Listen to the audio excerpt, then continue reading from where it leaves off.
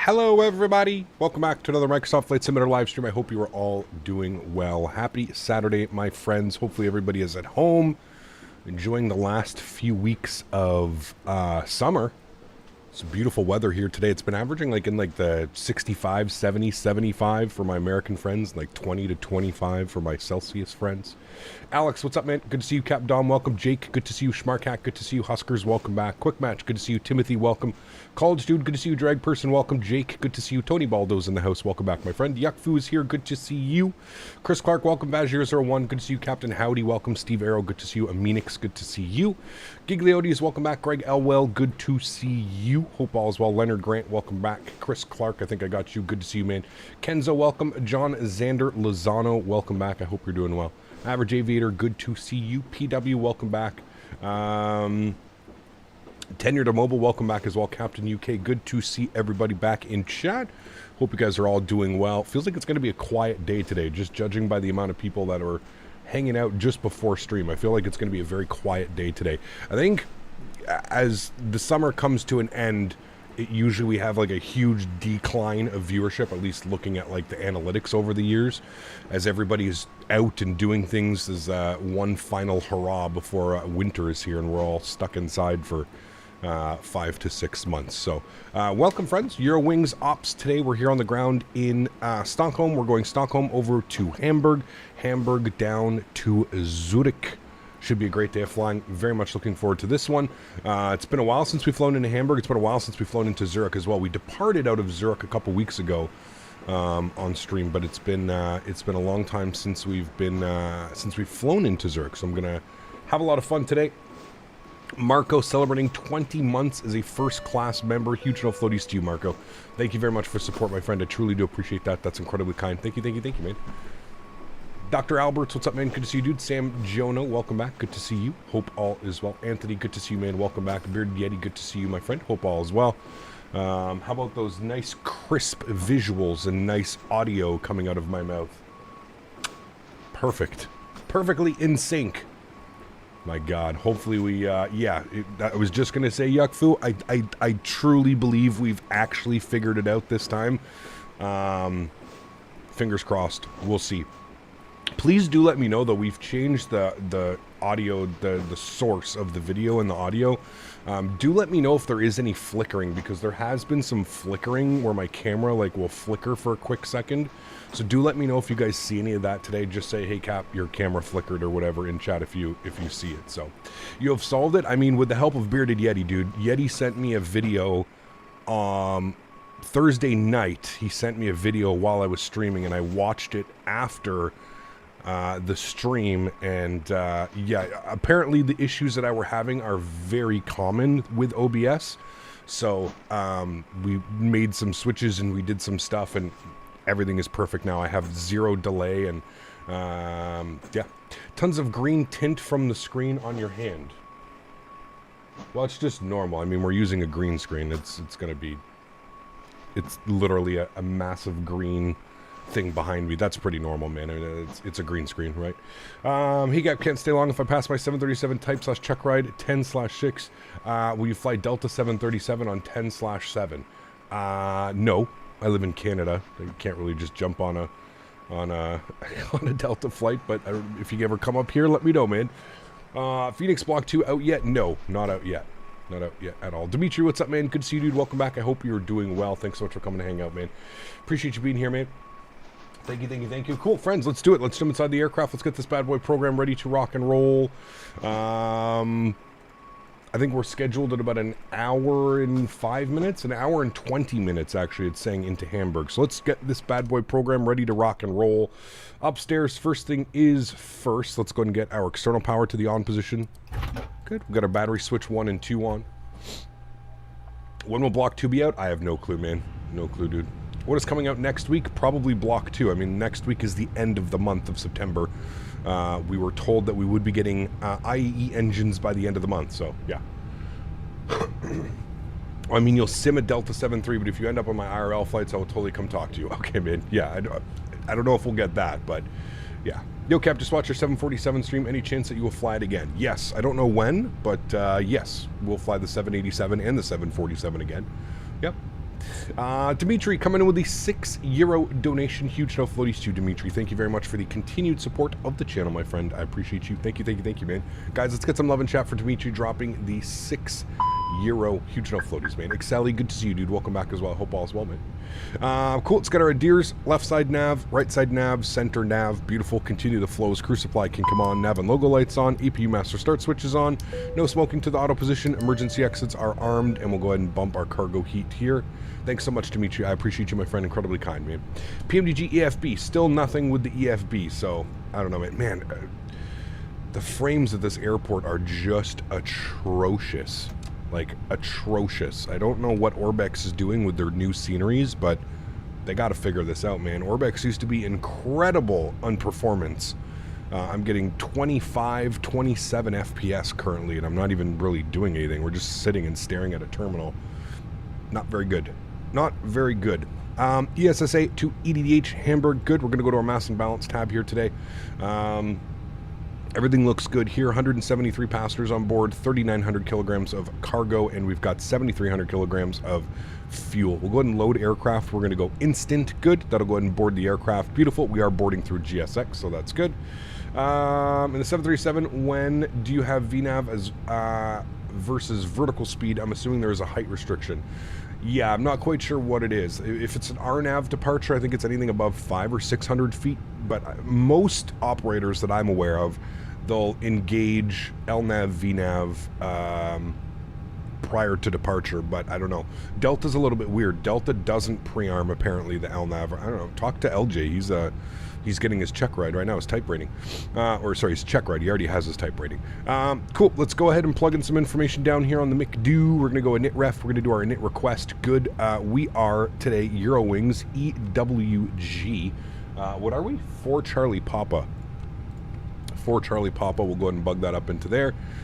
Good. Oh, another thing about the camera chat is it wasn't even running in 4K. Now the camera is running in 4K. Before, I think it was running in like some weird resolution, slightly higher than 1920 by 1080, but it 100% was not running in 4K. So, LNAV is pre-armed on the ground. VNAV is engaged at 400 AGL. Thank you. That's exactly what it is. Cool. Eurowings, 4 Charlie Papa. Good. We've got that. Let's go to our init B page. We'll go ahead and plug in some information here. 61.831.1. 61.8/31.1. Good. We'll bug that up into there. Block fuel for today's flight 7.4. So also bug that up as well. Beautiful. Good. Let's go to our flight plan. We're going to be departing out of runway 19 left. 19 right is apparently closed, which we learned the other day when we flew into Stockholm. So we're going to go ahead and 19 left. We're already boarded, apparently. That was really quick. Okay. Departures, we're going to plan 19 left. We're going to be on the Nozzle 5 something departure. Where is it? Nozzle 5 Echo. That's the one. Good. We'll go ahead and execute and enter that. Good. And then into Hamburg, it's scheduling us for runway 23. So we're going to go ILS 23. We're going to be the Bog Mike 2 Papa arrival. Bog Mike 2 Papa. We'll select that. Our approach via today. We'll have a quick little look-see here at this. That's got us coming in like that. Okay, always interesting to have these ones. DH657 is where we want that from. So we'll go ahead and select that. We'll go ahead and insert that. Beautiful. Cool. Let's go back to our init tab. Let's plug in some numbers. Cost index 35. Looking for a cruise level today of 340. 34,000 feet. We'll bug that up and set that. Beautiful. Let's go to our performance page. Let's go ahead and plug in some numbers over here quickly. Go to our departure performance tab. Beautiful. Does Microsoft use more RAM memory? I don't think so. I mean, compared to what? Yeah. Compared to what? Okay. ESSA departure 19 left. Surface conditions are dry. We're doing a flaps 1 departure. Force toga no, anti-ice off, packs on, sync load sheet, sync live weather, and we'll go ahead and calculate our V-speeds. Get our V-speeds here today. 41, 46, 46, 141, 146, 146. Good.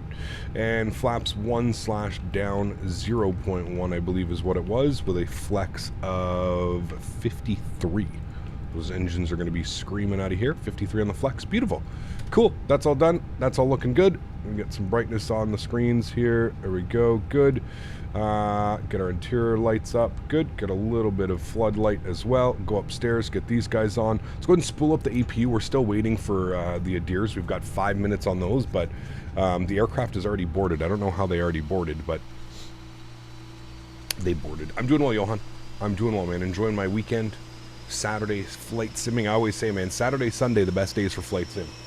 Saturday and Sunday, especially now that the weather, well, it's still a little bit warm, but especially as the weather starts to get a little bit colder now, it's the best. JJ, what's up, man? Good to see you, dude. Welcome back. Hope you're doing well.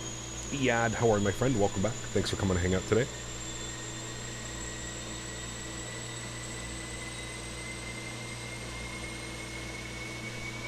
I really can't, GSX really doesn't like this airport. I don't know if there's no profile or if the profile that I'm using is not correct, but yeah, GSX does not like this airport. The jet bridges don't connect. It always puts you way past the lines when you're going to park. Yeah. Some winter flying. Yes, winter flying is always fun indeed, man. Yeah. All right, APU bleed, and APU is on. We'll go ahead and remove the external power. Good. We'll go and seat the passengers down. Again, we're just waiting for the Adirs to align, so we're just going to get the aircraft in basically a ready-to-go state. All we'll do is we'll flip the beacon switch. So what we can do now is we'll go to GSX, prepare for pushback and departure. Do you want to request pushback? Yes. Which gate am I at? 37? 30-something? Yeah, 37. So, okay, I guess it was moving and connected. I don't know. It wasn't actually going all the way up to the aircraft, but Yeah. Hello, Captain. The We are meme ready for hub. pushback. What's up, man? Good to see you, dude. How do you update to Fenix V2? Uninstall the current version of the Fenix, go to the Fenix website, and re-download the launcher for V2. You mean which card graphics is more useful in Microsoft? The best that money can buy, man. The best that money can buy. Whatever you can afford is probably going to be the best graphics card. If you can afford a 4070, 4080, 4090, I mean, yep. All right, preliminary load sheet. We'll go ahead and accept that, and we've got our finalized load sheet here today. 173 plus 4, so we'll go ahead and accept that as well. Beautiful. Return. AOC menu. That's all looking good. That's good. Cool. Hey, Cap, just finished a Eurowings flight from Frankfurt to Geneva. Very cool. Those are some beautiful views flying into Geneva, man. I actually love flying into Geneva. It's a lot of fun. TCAS, we're going to throw this over to 1,000. God, the performance of this airport, man. Over to 1,000. And this airport has received 2 performance updates since it released like a month ago, which is what is scaring me. I wasn't getting good FPS before I connected to VATSIM either, so... Oh. Mr. Mopar, dude. How are you, my friend? Good to see you. Welcome back. I hope you're having a great weekend, dude. Are you doing any flying today, Mr. Mopar? Did you fly yourself out yesterday? This is a new livery for me, so I'm just going to go ahead and make sure that our sim settings are all correct and it's everything that we want it to be. I want this actually into feet. That's all good. Callouts. Yep, we want all of the callouts on. I don't care how the operator operates it. I like all of the callouts, please. It's weird that some like don't use 2000 or like 200 as callouts and stuff. EFIS barrow is linked. That's good. That's good. That's good. That's good. Save as default. Beautiful. Cool. We're waiting one more minute for that to align. We can come down here and go to our ground services, though. We can disconnect and remove the chocks and cones. So we're basically good to go. GSX says locking gear. We're going to say continue pushback. Yes. We want to go standard pushback, which leads me to believe that I do have some type of profile working for this airport. So, yeah. Birdie, what's up, man? Did you figure it out yet? Did you go on to your thing? Currently sitting ENBR ground. Very cool, man. How is the FPS so bad on your PC in the airport? Makes no sense. Well, again, it's a lot of things, right? It's Microsoft not being the best optimized for CPU, and we're on VATSIM. There's a lot of things going on, to be honest with you, man. Which sucks. I do agree. You should be getting much better performance. It's not, you know, it's not a big, crazy big airport. The textures are beautiful, but again, I don't know what would be causing such performance degradation.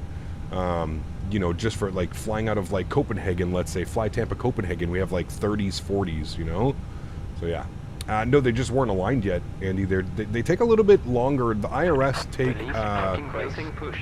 The IRS can take a little bit longer the further north you are, which I just discovered. I had no clue that that was a thing. So, yeah, the further north you are, the longer it can take for the adheres to align. Oh, yeah. Now, yeah, man, I'm outside, but I'm going in a few minutes. Cool, sounds good, man. Hopefully you can get it working. It's not, like, too big of a deal, Bob. Like, I can cancel, and I can just keep the tickets on my phone, and I can, like, you just have to click in with me, right? So it's not, like, crazy that big of a deal, but... Why are we being pushed like this? I'm sorry to the aircraft to my left. I don't know what's going on right now. This is the standard pushback apparently here.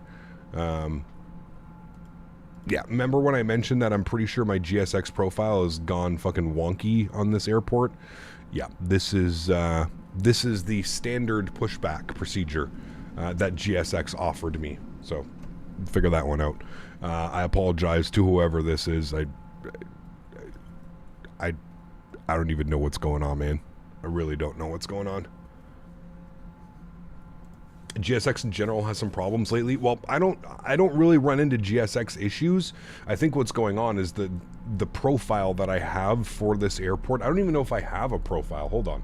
Microsoft, do I have ESSA? Okay, I do have a profile for this airport. So, yeah.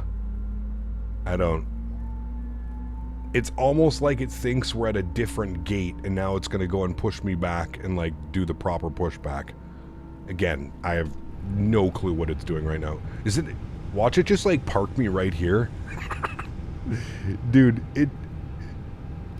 So, I'm pretty sure what just happened is it thinks we're at gate 41 when we were at gate 37.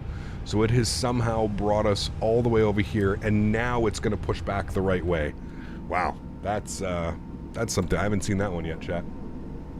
I haven't seen that one yet.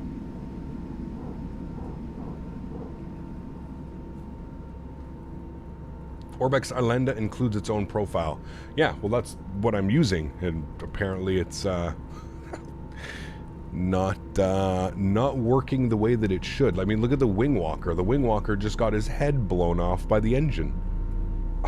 Friday night Mopar is the tug. How many cervezas have you had, sir?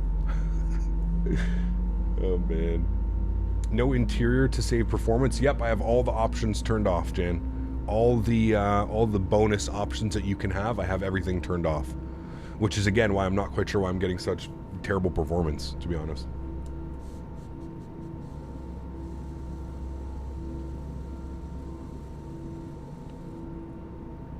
Miles, go with the Evo Blue for the first one. Also depends what airplane you're in. Yeah, had a GSX issue parking at Dublin last night. We need better pushback for Microsoft. Would be nice. But here's what really gets me is he's actually going to stop at like the 37. This is where we originally pushed back from. And then he took us all the way out to 41 over there. He's like, look, he's going to actually push us back where we were supposed to be. Set parking brakes. That should have been our legit pushback. Like, that literally should have been our pushback. Flaps 1 for departure. Ground spoilers armed. Engine mode selector back to the normal position. Predictive wind shear system. Over to auto brakes max RTO. Initial climb today on the 5 departure is the 5 Echo is top altitude 5,000 feet. So we'll bug up 5,000. Unlocking gear. We don't have any ETC on, so obviously we can just go ahead and get ourselves up higher than that. But better performance looking away from the terminal. It's looking at the terminal that the FPS go way down, but as long as I stay this way, we usually stay up above 30. Disconnected. Bypass pin removed. Scully, what's up, man? Good to see you, dude. I guess the tug operator gets partial clear. credit. Right is clear. It's Eurowings SOP. That's what I should just tell people. Hey, guys, no problem. Baba Boy, again, man, you were in here last stream, man. I told you, if you want to see any flight requests, you got to throw them in the Discord, man. I'm not going to remember. I have a 3.5, 4-hour stream today. I'm not going to remember that Baba Boy asked me to fly to Croatia, TNCC. But if you throw that in the Discord, you got much more of a chance of getting that done, my friend. Down 0.1, good. We'll go to flight controls. We'll go down 0.1. There we go. That is set. Wonderful. Let's go ahead and release our park brake. Let's go ahead and pull ourselves forward. Thank you. We'll get the hell out of the way of everybody. We're going up here and taking a left. So we're over here. We got to go to 19 left. 19 right is closed. So we got to go left here on Zulu, and then we'll make a left onto Uniform, and we'll go all the way down Uniform to Whiskey, and then we'll go to Whiskey 7 for departure. Cap, give us advice for the ladies. Listen, dude, the lady days are over for me, man. I'm engaged. I've been with the same, I've been with my fiance now for years and years and years. Captain can't spit no game anymore, man. Why aren't you sitting on the right side of the cockpit even though you have a joystick setup? Why aren't you sitting on the right side of the cockpit even though you have that joystick setup? I'm sorry, sir, I'm very confused what you're talking about. My joystick is set up like this, like just like how it is here. My throttles are right here, just like they would be in real life. My joystick is here, just like it would be in real life. I don't understand your complaint or your concerns, sir. Apologize. Takeoff config normal, looking good. Cool, we're looking for uniform, which I believe here is going to be our second left. We don't want Delta, we want uniform.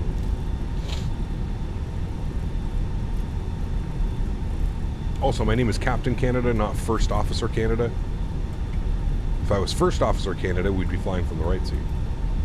Brandon, what's up, man? 40 months as a first class member.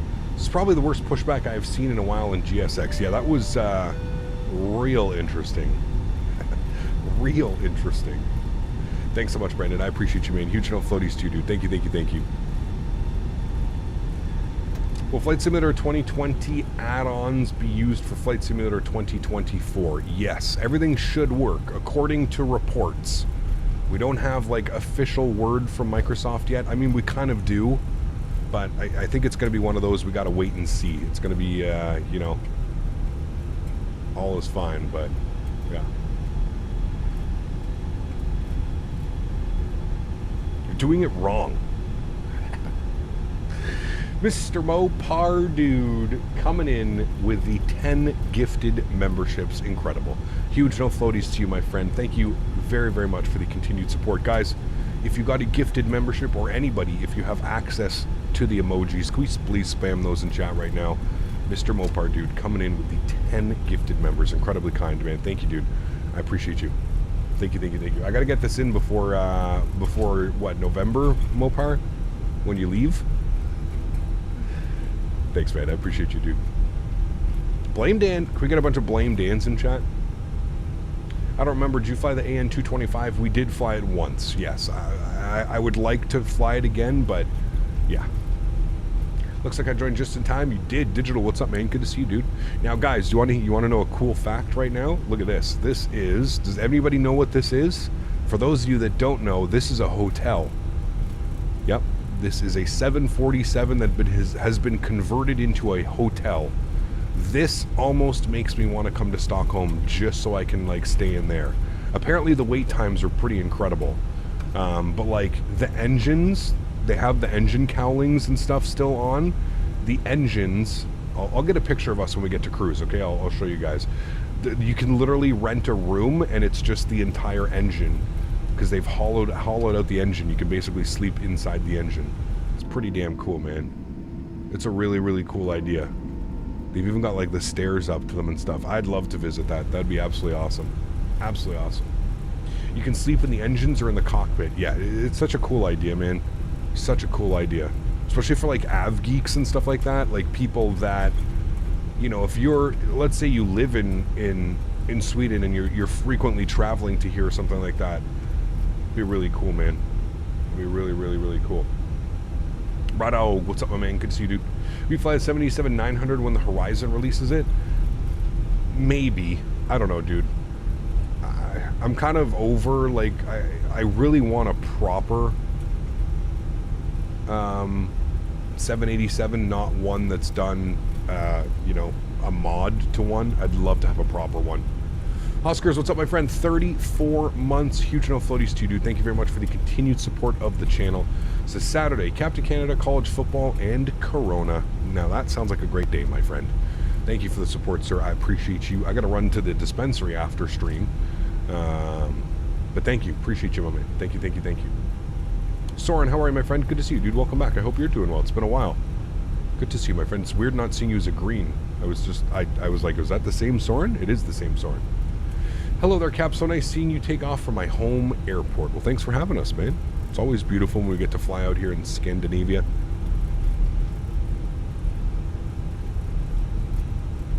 I'd love to see this airport get a little bit, some more updates. That would be ideal. Yeah. Gap just bought Navigraph. Any tips? I'm sure there's like some tips and tricks like online somewhere or something like that, but I don't know, man. I mean, just enjoy it, dude. Enjoy it for what it is. I mean, it's chart system, right? So it's not, you know, it's your charts. Just make sure you have everything installed. Like, make sure you have SIM Connect and stuff so you can actually see your aircraft on the charts, like a moving map type deal, right? That's it. Pardon me. What do you think about 4Simmer 78? I've never heard of it. I have no clue. I'm sorry. Should I know about it? Like I said, I'm not too big and keen on all of these mods that are coming out for these airplanes because they're not really doing it. I don't mean to be rude, but they're not really doing anything. Like, I want to fly a 787 that has a refined and proper flight model, right? I'm not interested in just you know, continuously flying all of these mods of the default 787. I just don't care.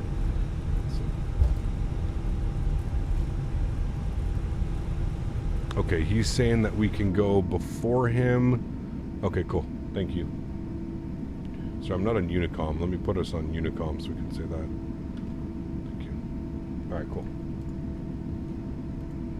Stockholm traffic, Eurowings, 4 Charlie Papa lining up, runway 19 left. Stockholm. All right, cool. Thank you to that guy who's letting us go in front of him. Appreciate you. Let's go and go landing lights, runway turn off, strobe lights, wing lights, nose lights. Beautiful.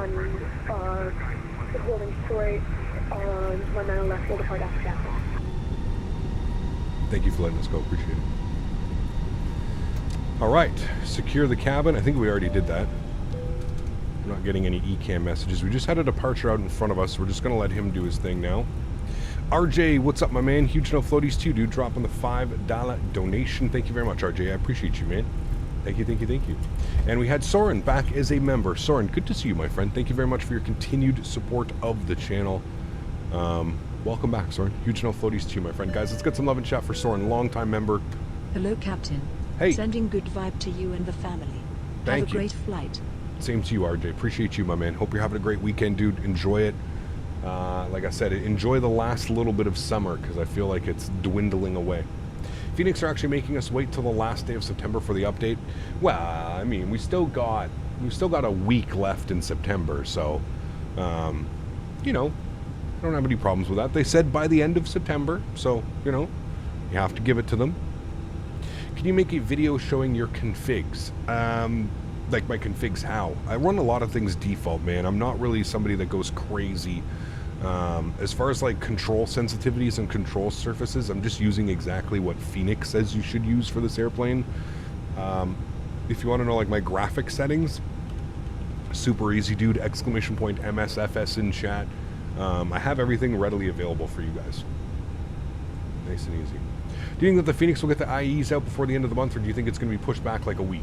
I'd like to believe that they're going to get it out by the end of the month, but I don't know. I can't really speak for them, to be honest with you. I'd love it, but who knows? Cool. Dressing cam's going on. Enjoy the departure, friends. Sounds are going up. Let's get it. Stockholm traffic. Eurowings 4 Charlie Golf departing runway. 4 Charlie Papa departing runway 19 left. Stockholm. Cool. Throttle's up to 40%. Enjoy the sounds.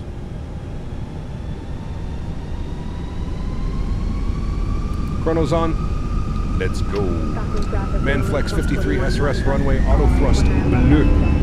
Takeoff power set. Slight nose down pressure on the stick. Airspeed's alive.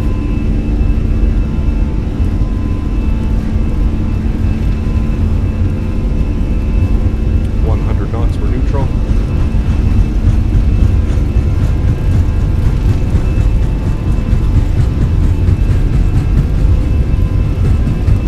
V1, rotate.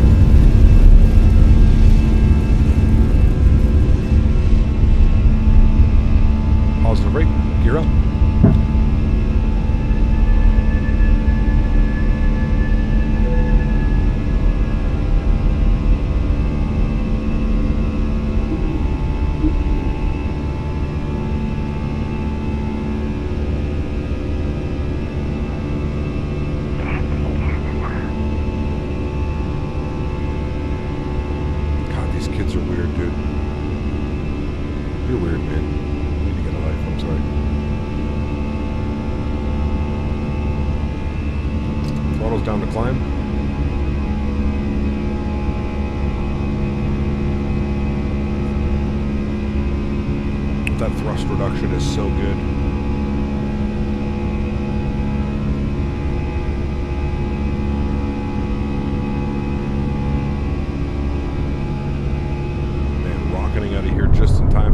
Setting. Beautiful.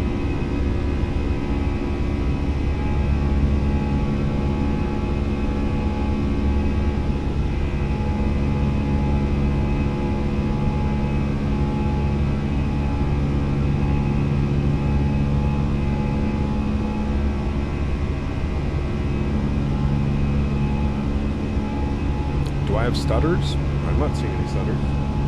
No frame drop either on my end. I think we have a speed restriction here, chat. 220, yes.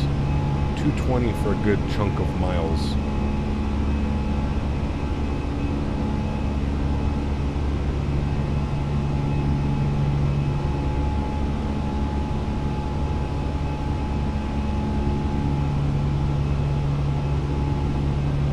What are chronos? Chronometer. It does your time. What a fun departure. Love all these little S-turns, lefts and rights. Really cool.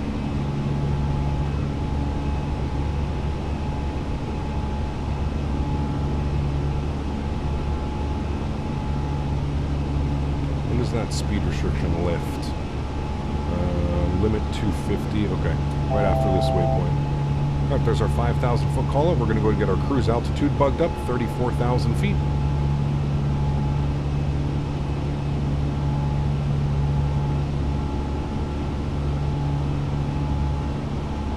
All right, pitch for climb. Respect the speed restriction, 220 knots. And we can get the flaps clean as well.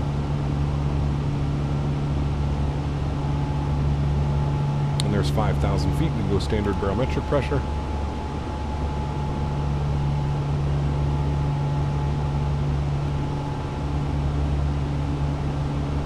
We'll get the runway turnoffs off, nose lights off, and wing lights off.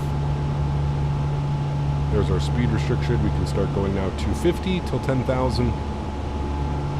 Disarm our ground spoilers. Right. Disarm our ground spoilers. Good. We should be chasing that sunset, chat. I believe there is a time difference between Stockholm and Hamburg, 1 hour. So we should be chasing that sunset the whole way. How much does my setup cost? Depends, man. Obviously I have like a streamer setup, so you don't really need to have the way that I have mine set up. There's 7,500 autopilots coming on. Nice hand-flown departure. Beautiful. Try the fly-by-wire, no stutters at all. I'm not having any stutters, man. I don't know what you're talking about, but I have tons of stutters when I fly the fly-by-wire, actually. Yeah, it depends. I mean, I would say you need a good computer and maybe 2 monitors and some peripherals. You're probably looking at a good couple $1,000, unfortunately. I mean, a good PC that you can... use, you're probably looking anywhere between $2,500 and $3,000. I would think like a, you know, obviously you can build something for cheaper. You could probably find a used computer on like Facebook Marketplace or something like that as well. It's always a good option. Just make sure that you do your due diligence and testing everything before you do buy something like that. But yeah, it's an expensive hobby to get into, man. There's no ifs, ands, or buts, you know. Does anyone know where to download the A330 for Microsoft? Headwind. Go to Headwind. Google Headwind A330. What graphics card do I have? I have a 3080. EVGA 3080 for the win 3, whatever you want to call it.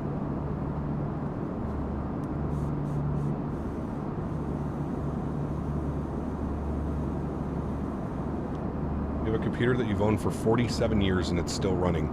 Do you get 200 FPS in Microsoft with that? My Cessna 172 G1000 suddenly disappeared. It's not in the folders and I can't find it in the content manager. Weird. Although the McDo and the Fenix is much more realistic than the fly-by-wire. I mean, I prefer the Fenix. I think the Fenix is a little bit more realistic in almost every aspect. But that's just me. It's a personal opinion. I can understand why people love the fly-by-wire. It's a free project and it's just incredible what they've done for free. I totally get it. Yeah. Amar celebrating 7 months. Huge no floaties to you, my man. Says 7 months already. Time flies, dude. You're on the better end of 1 year, man. Huge no floaties. Thank you, thank you, thank you. Huss, if you could just speak English, man, that would be kind. Bonjour, mon ami, but we're just speak English here, just so everybody can understand. The Fenix A320 is a fantastic aircraft. Yes.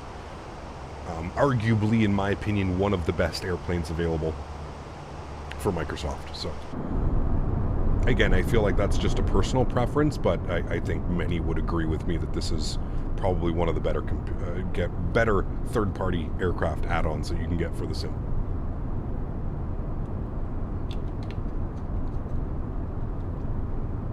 Fly-by-wire is good, but Fenix is like night and day. I would agree with you, almost in every way. The handling, the physics, the flight, the systems. Yeah. 3070 Ti. What CPU do I have? 6. I have a i9-10900K. For those of you that are wondering, the specs are listed down below in the description, or you can put exclamation point specs in chat, and that'll give you my specs. Been busy flying the C28 Caravan. Nice. Advice, you pick the Fenix A320. Oui, c'est vraiment bon. There you go. It's a fantastic airplane. Fantastic. Fantastico. Let's get our seatbelt signs off. 15,000 feet. Crew can start the in-flight services. I think we're serving dinner this evening. Well, no, it's only an hour and 20-minute flight. Sorry, chat. No dinner today. Nothing. I just hope the A330 200-300 is as good as the Fenix 320. Who, by Aerosoft? Don't hold your breath. Don't hold your breath. I think that they're going to give us a good product whenever it does release, but I don't think it's going to be on the level of Fenix. Just my opinion. What are your sensitivities for the Fenix? Dwayne, I have it set to exactly the way that they say you should on their Discord. So if you're not part of the Discord, I suggest joining the Fenix Discord, and they show everything. Yeah. Brian, what's up, man? Good student. Brian Tampa, hope you're having a great Saturday afternoon. Do you think upgrading from a 2070 to a 3070 Ti would show performance improvements at medium settings? I think it would, but I don't think that it's worth it, Cards and Games. I think what you should do is you should wait to save up a little bit more money and get yourself a 4070, a 4070 Ti, something like that, man. That, I think that would warrant the price tag and worth you upgrading over a 3070 Ti. There's nothing wrong with the 3070 Ti, but you're only doing one iteration. If you can jump to a 4070 Ti, oh man, it would be the performance that you would see would probably be incredible. You'd probably double your FPS, and then you add, let's say, frame generation into that as well with a 4070 Ti. Crazy, you know. DVR, what's up, man? Good dude. Cadence says, you a fan of long haul flights, or you generally prefer short and medium long flights? Usually short and medium, Cadence. I am looking forward to doing some more long. I know that this is a crazy thing to think about, but I kind of am looking forward to getting a proper long haul aircraft out and doing some long hauls. I wanted to do a long haul tomorrow, but I actually have a dinner that I have to attend to. So, maybe next weekend we can do like across the pond type deal. I've wanted to do one for a little bit now. Maybe we can dust off the 787, the Kiro 787. Maybe we can do something like that, but yeah. Also for sim lag, internet is a big part of it. If your sim is lagging, believe it or not. Yeah, I mean, having your data and the sim configured properly. Yeah. Enjoy your 4070 Ti. Sim FPS runs great even on low performance sceneries. Yeah, absolutely. Long haul to celebrate 75K. Definitely will get one in for that. And I don't know, like I said, man, the whole, like, this time of the year when you're a streamer is a little bit weird. It's much more quiet. I don't know if you guys have noticed. I've certainly noticed over the last couple of weeks the streams seem to be a little bit quieter. It's just because everybody, it always gets like this at this time of the year, just before like the fall and the cooler weather sets in. Everybody's out. Everybody's doing, you know, football just started up. People are busy doing things. So it's always like a little bit of a lull before everything kind of takes off again. So, yeah. 787 Norse JFK to Oslo. Could be a cool one. Yeah. Melinda, hello. Welcome back. Larry, good to see you, man. Thank you for dropping 5 gifted members.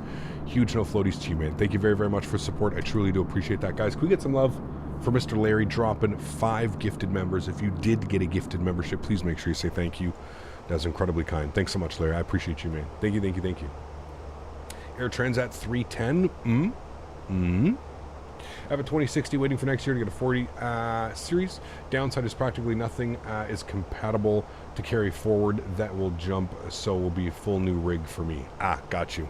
So PSU, motherboard, I got you. Yeah.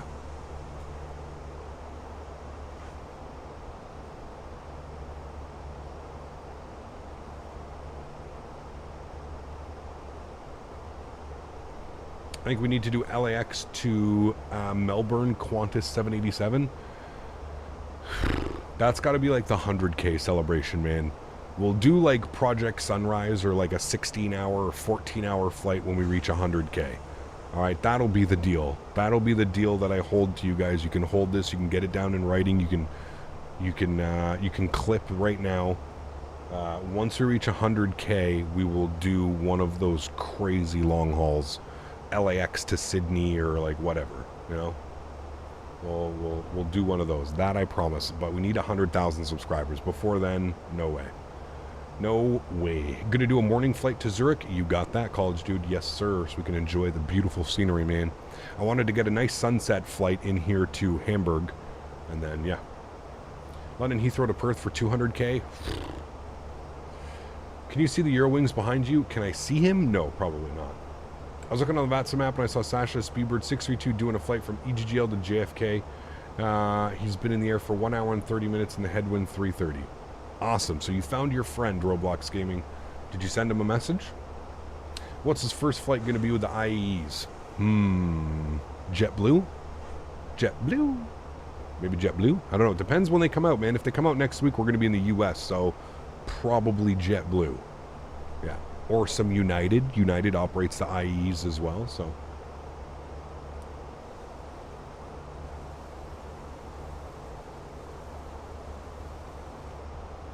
Yeah, hopefully, Ben.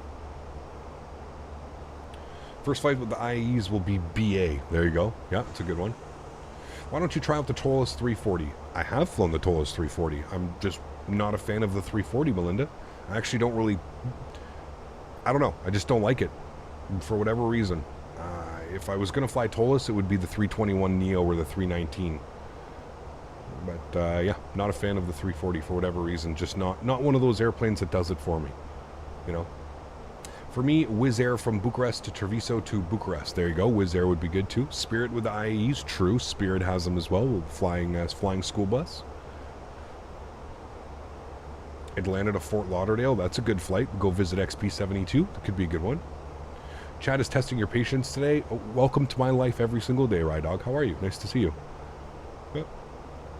Aer Lingus A321neo. Well, we don't, definitely not doing it in the Latin VFR planes, Cab Carolina. You should know that by now, man. I do not condone or support that type of behavior from developers. I am not here to, I'm not buying an airplane, paying money to buy an airplane, to then have to use free mods to make the airplane flyable. That is the most counterproductive and counterintuitive thing I've ever heard of in my life. Spending money on an airplane to then yank everything out of that, just keep the shell of the airplane, to then put the fly-by-wire A320 into there. No. Absolutely not, man. Absolutely not. You're not even flying a 321. That's what I genuinely find hilarious. You're flying an A320.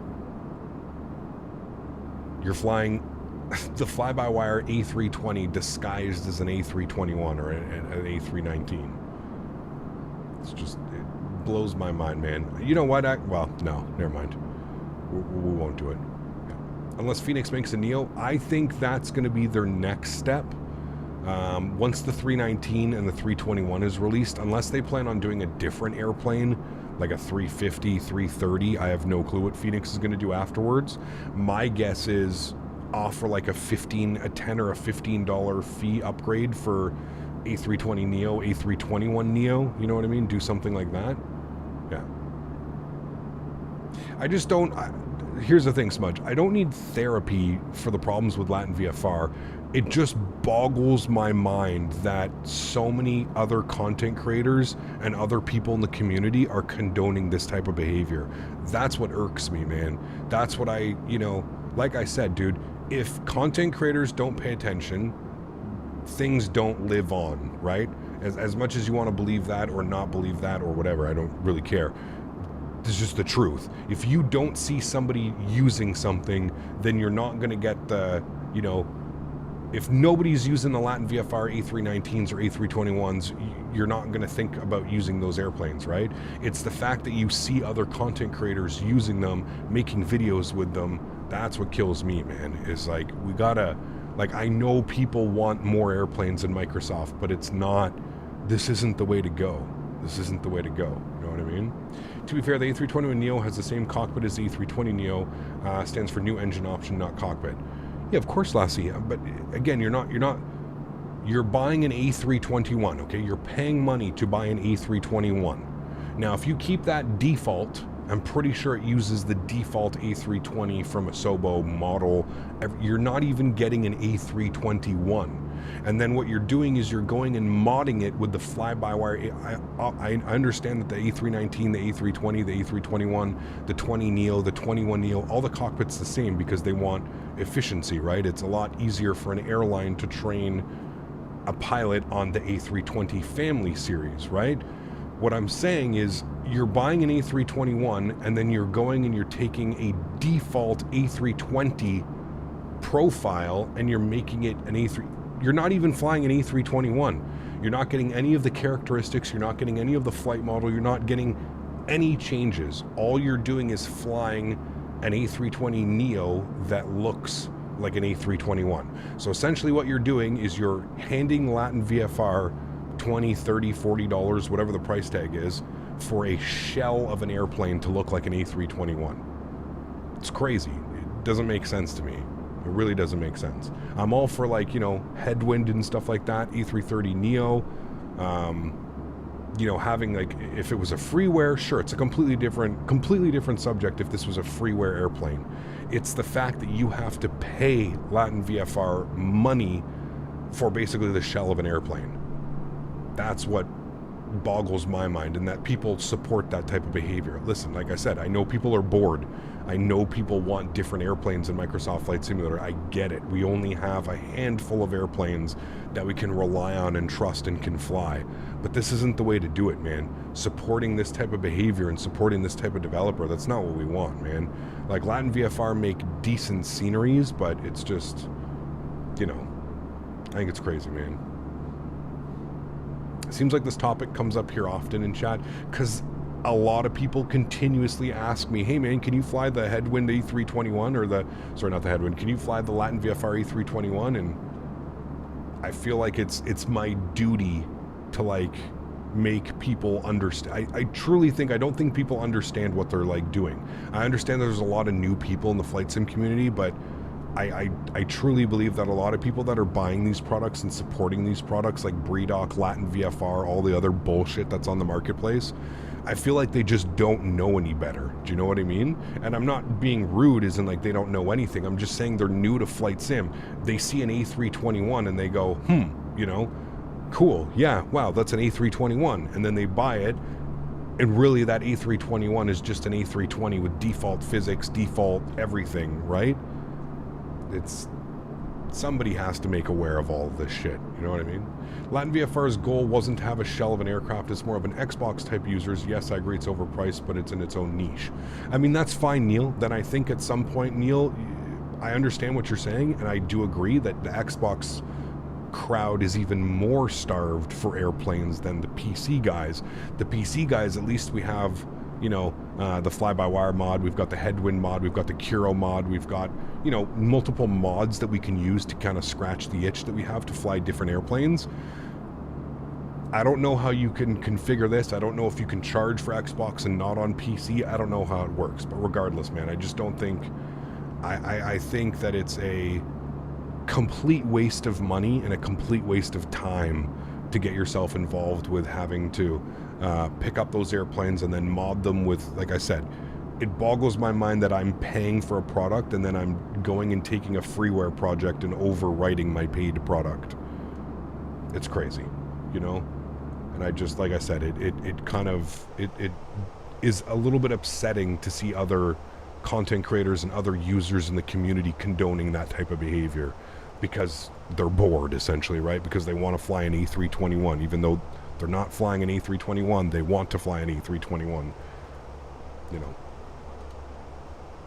It is Captain Sim shenanigans. It really is, man. It's right up there with Captain Sim, BreeDoc. I mean, all the trash and garbage that's up there. You know, it is. It's right up there with all of them, you know? You deleted your Latin VFR last month because I agree with you, Cap. My alternative option is the headwind, the Phoenix. Listen, dude, I'm not here to tell you how to enjoy. if you want to support that type of behavior, that's on you, man. What am I going to do? I can't, I'm just giving you my perspective, and as somebody that is like super passionate about this hobby, and, it's upsetting to see, like I said, how much garbage is out there versus how much good products are out there. There is far more garbage on the marketplace than there is decent quality projects, which sucks. Now I'm just saying for airplanes. I'm not talking about scenery and stuff like that. Scenery, there's great scenery for this sim being sold on the marketplace. I'm just going off of like the aircraft, like Captain Sim, Latin VFR, Bredoc. I'm sure there's more, right? So, yeah. Just did a 254 foot per minute landing in the Fenix A320. Is that bad? No, it's fine. To be fair, Captain is looking out for us. He brings us quality content and add-ons that are reliable, doesn't dabble in poor aircraft and say it's straight. Like I said, it's just not... I feel like I would be going against everything that I would go... I've always kind of told you guys about products, and you guys know that I'm super critical. I voice my opinion very clearly. I don't hold back. I'm not scared to, tell you guys exactly what I think about a product and exactly how I think about things. And I think that's the way it should be in the flight sim community. It's such a niche market that there's so many people that get taken advantage of, especially now, because they just don't know. Like I said, I guarantee you most of the people that have bought the Latin VFR A319, A321, they don't really know what they're getting into. Like I said, they see it on the marketplace, they see a decent price tag, $29, $39, whatever it is, and they go, oh shit, I get to fly an A321, And maybe that's not the worst thing. Maybe we do need airplanes and developers like that, but I think for most of us, if you're going to spend money on a payware product, you might as well do it right. You might as well get yourself a proper functioning aircraft, not some copy-paste, using default assets, lazy bullshit from Microsoft. Like, I don't know. It's crazy, man. So I've been here for 3.5 years. Joey. That's why the Fenix needs to make the Neos after the 319 and the 321. I know they can. They do really need more options for the sim, like we had a lot for X-Plane 11 and the Tolls. Well, you have to remember, David, I mean, X-Plane hasn't changed in probably 10 years, right? So developers of X-Plane, they've been able to create tons of aircrafts and stuff like this, right? They've been able to create third-party projects and aircrafts and sceneries, and Microsoft is still new if you think about it, right? We just hit 3 years old in August for the simulator. This platform is still new.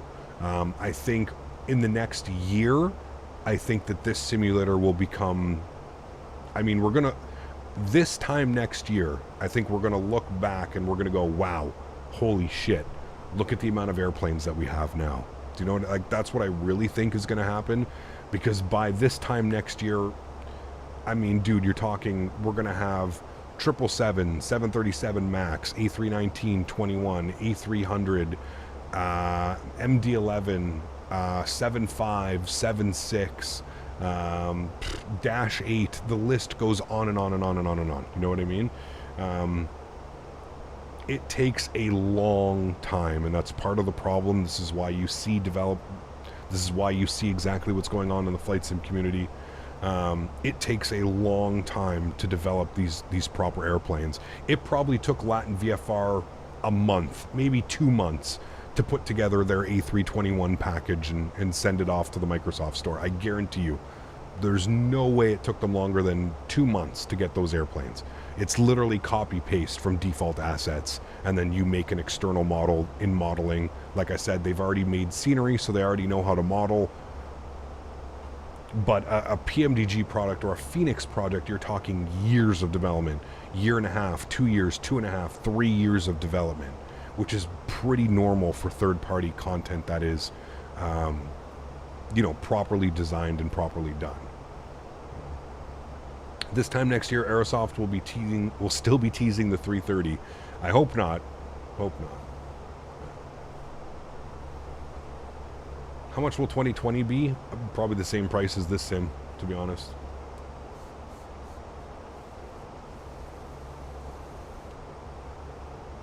1 year from now, we might even be in 2024 with a 777, A220, MD-11. Yeah, that's what I'm saying, man.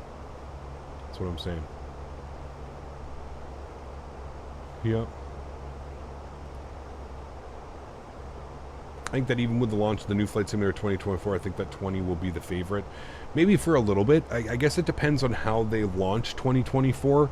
Like, is it going to be from, you know, I think we all remember it was pretty rough first 6 months for this sim when it released.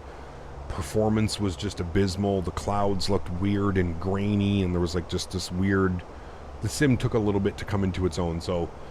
If 2024 is going to release in the same way, where it's kind of like released in a beta and, you know, they gather information and testing over the first 6 months and then kind of make it, I could see it, yes. I could see it being 2020 remaining still like the #1 sim for a while, but I think once 2024 comes into its own with all the performance upgrades and new engine, new rendering engine, and all of these things that... look extremely promising. We'll see. Any recommended sensitivity settings for the side stick? Yes, I'm running whatever is default on the Fenix website. I can go to where do I go here?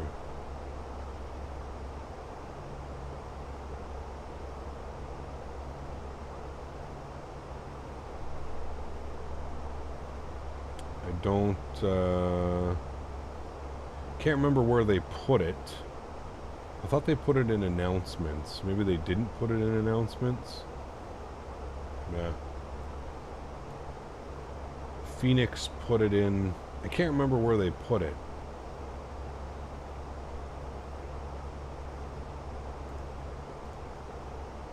Matthew, thank you much, man, for 11 months. I appreciate you, dude. Huge no floaties to you, man. Thank you, thank you, thank you. You having steering issues on takeoff? What do you mean? The sunset's absolutely beautiful. That's why I have the visual right now like that. IEs are for sure coming out next week. We'd like to believe so. Fenix hasn't said anything about them not coming out next week, so I'd have to believe that they would be coming out soon. But I'm running whatever sensitivities. If you're having issues, just join the Fenix Discord. Just Google Fenix Discord and it should pop it open for you. If you look off the left wing, the moon is there. Awesome time to fly out. There it is. The sun and the moon.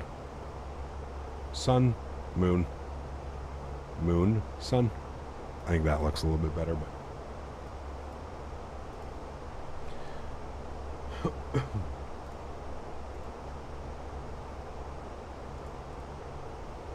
Matthew, holy macaroni, dude. Celebrating 11 months and then coming in with 10 gifted members. That is the second 10 gifted member today. Absolutely incredible. Huge no floaties to you, my friend. Thank you very, very much for the support. That is incredibly kind. Guys, could we please get some love in chat for Matthew James? Thank you, Matthew. I appreciate you, man. Thank you, thank you, thank you, dude. And guys, if you did get a gifted membership from either Mopar, Matthew, we also had some other gifted members as well, with Larry gifting 5 as well. So if you haven't done so, please make sure you thank those guys in chat, man. Thank you, guys. Very, very much appreciated. Capmate, what's your favorite flower at the moment? It's a tough call, man. I kind of go all over the place with flour. Like I love like cookies. I love gelatos. Probably gelatos right now. Gelatos would be my favorite. Kind of like that sweet but like creamy kind of. Yeah. I love my vapes right now. This is Galactic Runts. It's delicious. And then I've got my trusty gelato mint, which is also top notch, one of my favorites. Any word on the 330? No. Any word on the 737 EFB? No. Just created all my Microsoft and how they made the marketplace work like the minimal price of £5 for any product they just put on there, which is just idiotic. Yeah, I agree. Where are we flying tomorrow? Salzburg tomorrow. I don't know where to and from, but Salzburg. It's been a while since we've gone into Salzburg. Hopefully we can get the Arnav approach. Galactic Runt sounds like it would send me to flight level 420. Oh, yes. Yes, it would. It's delicious. It's,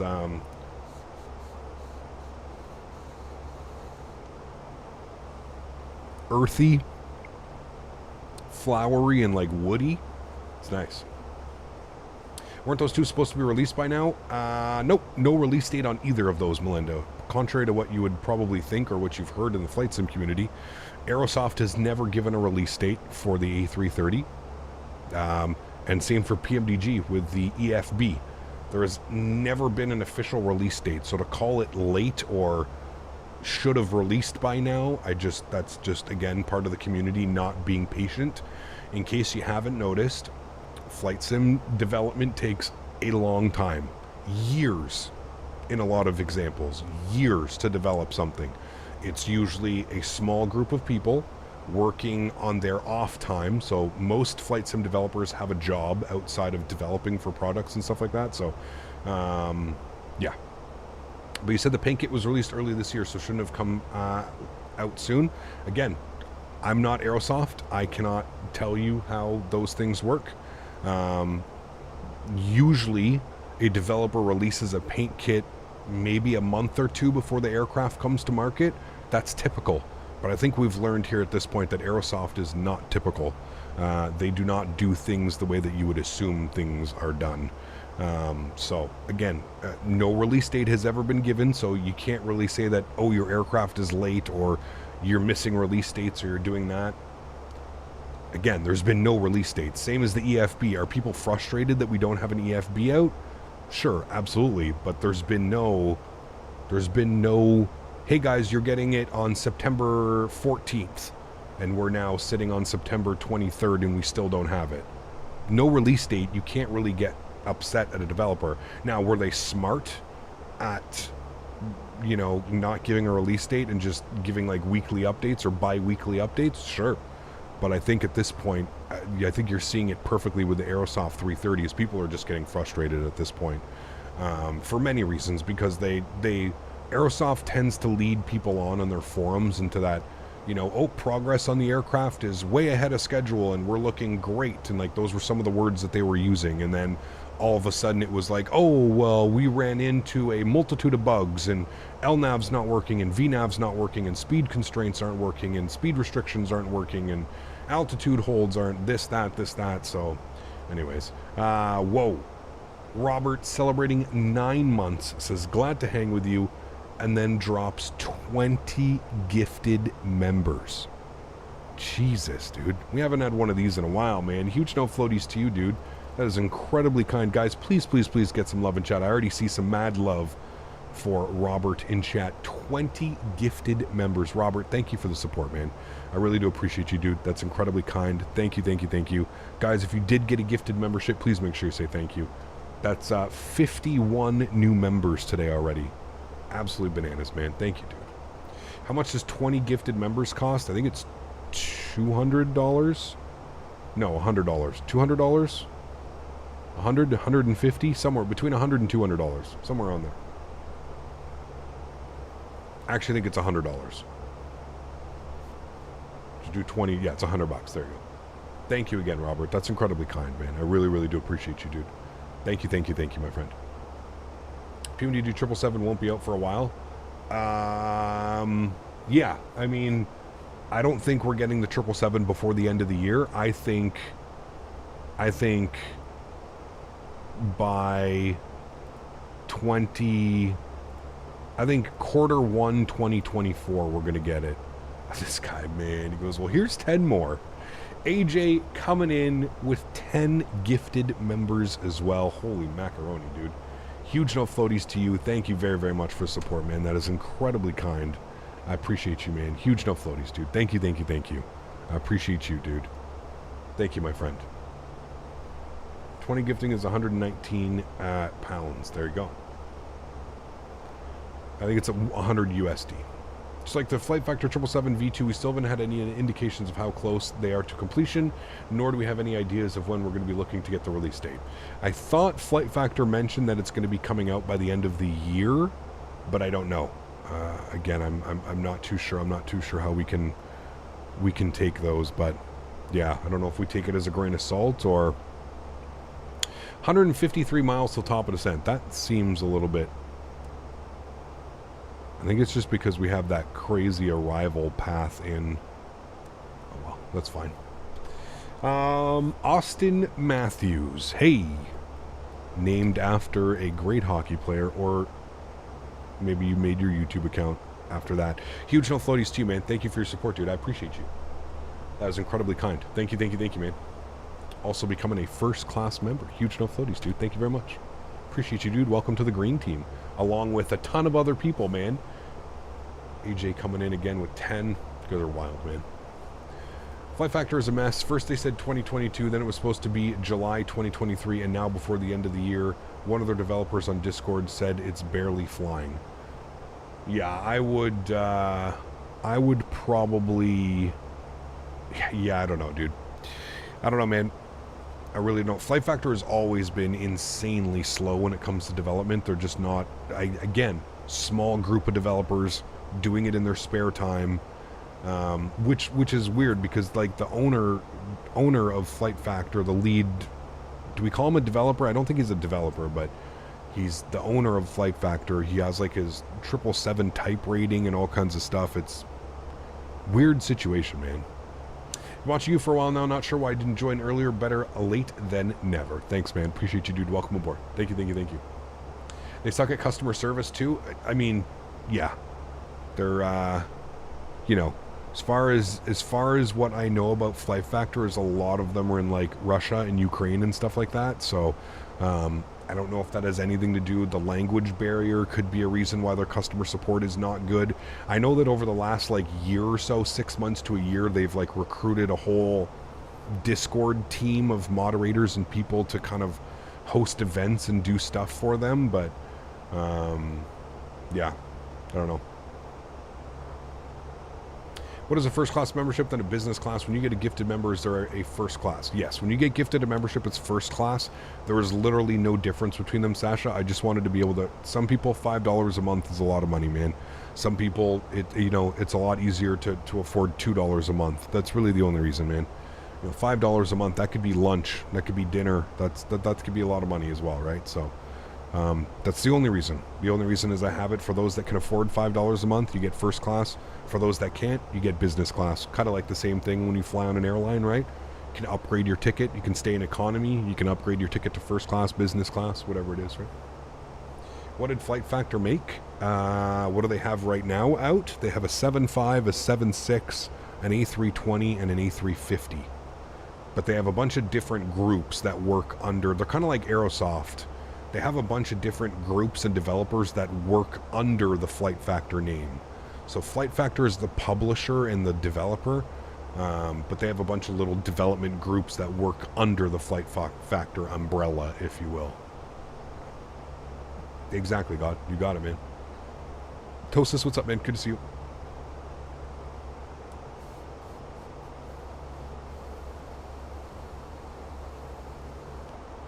You happy to see 777 previews? I think once we get the EFB released is when we're going to start seeing 777 previews. I think right now it's got to be all hands on deck to get this EFB out. I mean, at this point, I think it's getting a little bit comical that we still don't have it. This has been, Robert was saying it was close 6 months ago, 4 months ago. They were saying that like the tablet is coming, it's close, we're in development, we've got a placeholder in the aircraft. So at this point, I'd almost say that it's comical. Now, thankfully, the way that the PMDG is designed is we don't really need an EFB. Everything that you want to do is in like the CDU.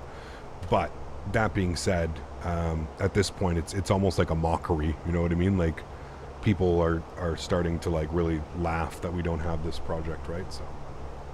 Sick about hearing about the EFB. Well, like I said, Jerry, it's been like 6 months since it's been almost ready for release, right? So I understand where the frustration is, and this is exactly why I always say, as a development group, it's better to actually know your release dates than it is to say, hey guys, we plan on releasing this, or hey, we're really close to finishing this, or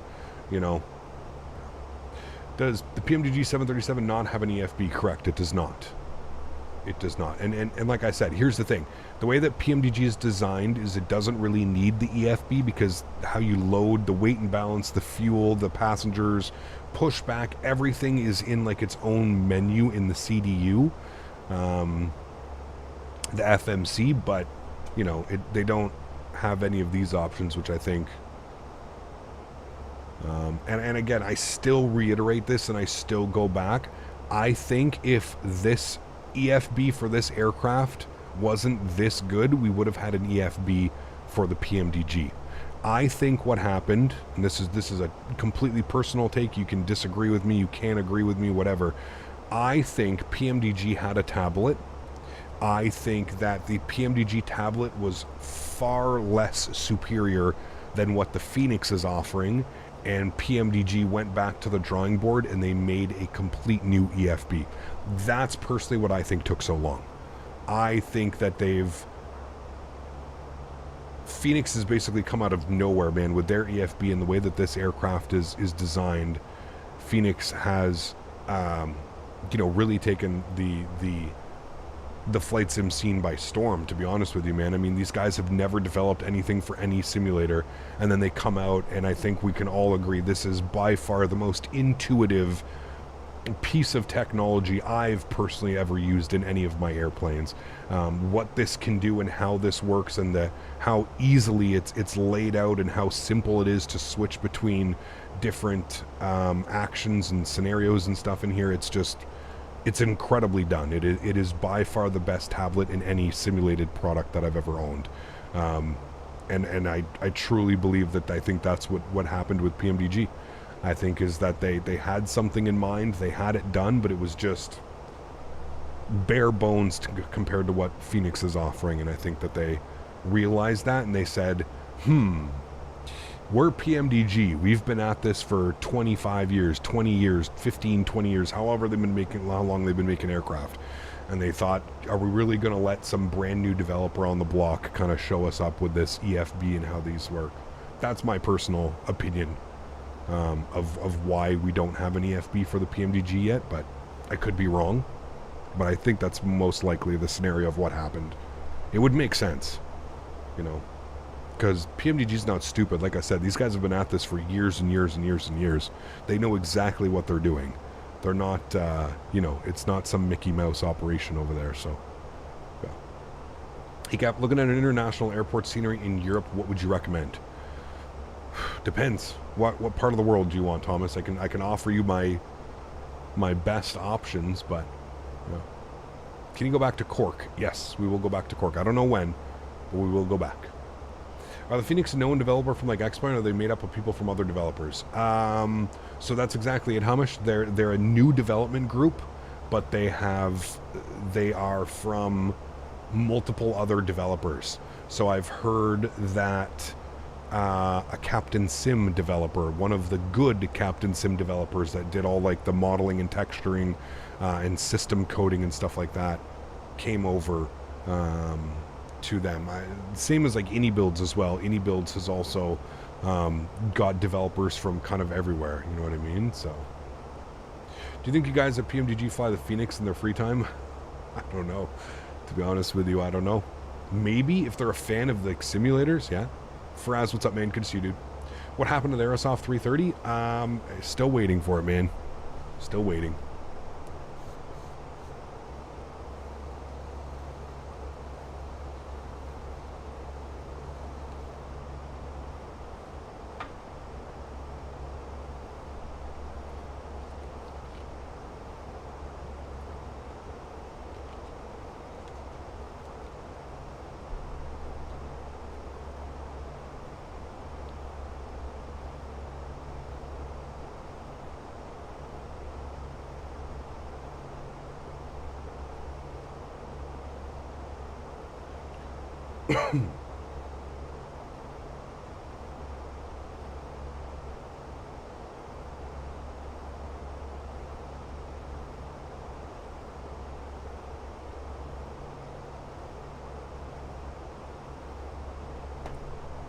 Hey, Kev, have you pre-ordered the MD-11? No. I've been I've been having a few conversations with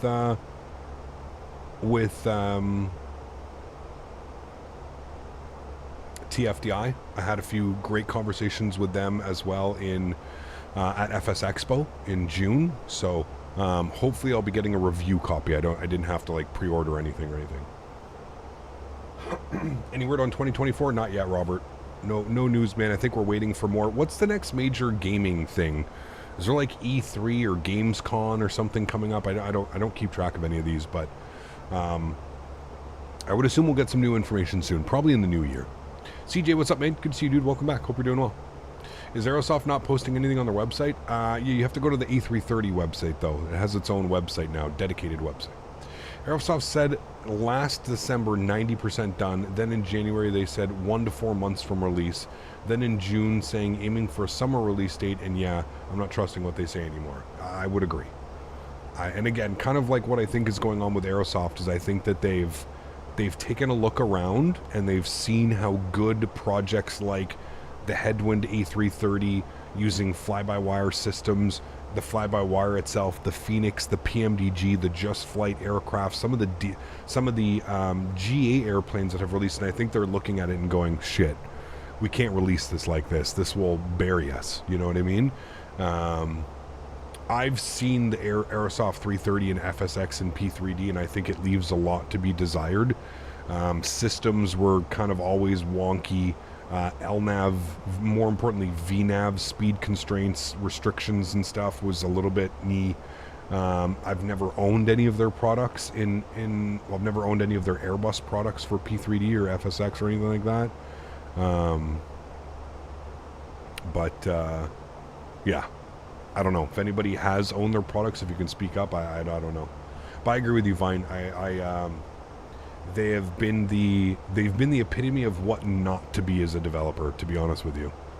I think they're desperately trying to show that they're in touch. Again, I just want to, I don't mean this in like a rude way or anything like this. I just want to point something out for a second, okay? And I want you to understand I want you guys to think about, like, when you think of a flight sim development group, what do you think of? What do you think of when you think of like a development group for a flight sim industry or any type of like game or something like that, right?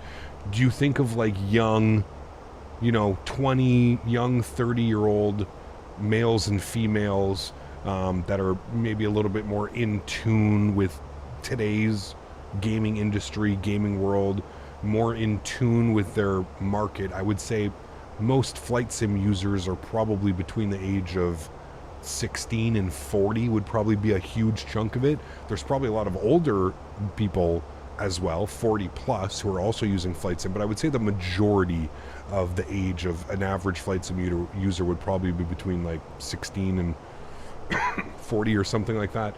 I just want you to look at the people that are running Aerosoft, okay?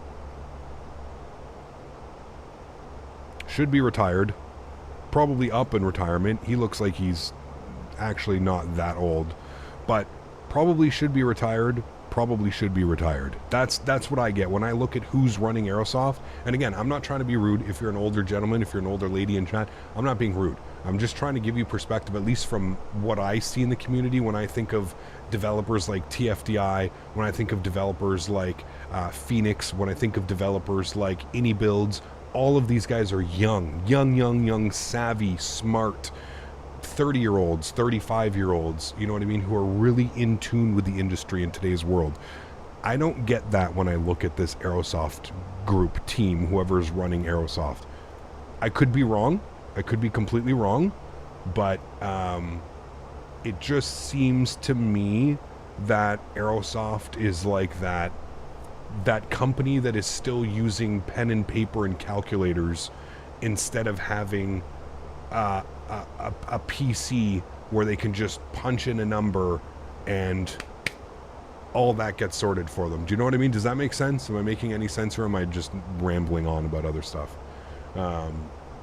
I just feel like they just don't truly understand their market, and like what these guys are up against and how it is. Do you know what I mean? Like I just don't get that when I look at that picture of like Aerosoft. Do you know what I mean? I'm 17 years old. I'm doing my driving test in October next month. I might get my driving. Very cool. Wish you all the best. Making an aircraft for sim does seem tough, and coming from someone who's comp sci, it's tough. Listen, I'm not saying it's tough at all, man. I'm just saying it seems to me that just Aerosoft is just behind in the times, man. These guys are developing for a time where, you know, having an outdated product was not like the worst thing, and like was just not, you know, having a VNAV to not work properly or speed constraints.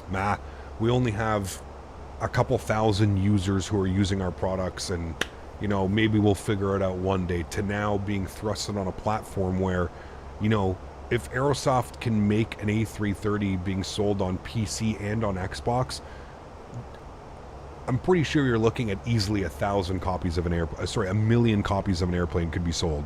500,000 copies, 100,000 copies of an airplane could easily be sold. How many copies do you think PMDG has sold of their 737?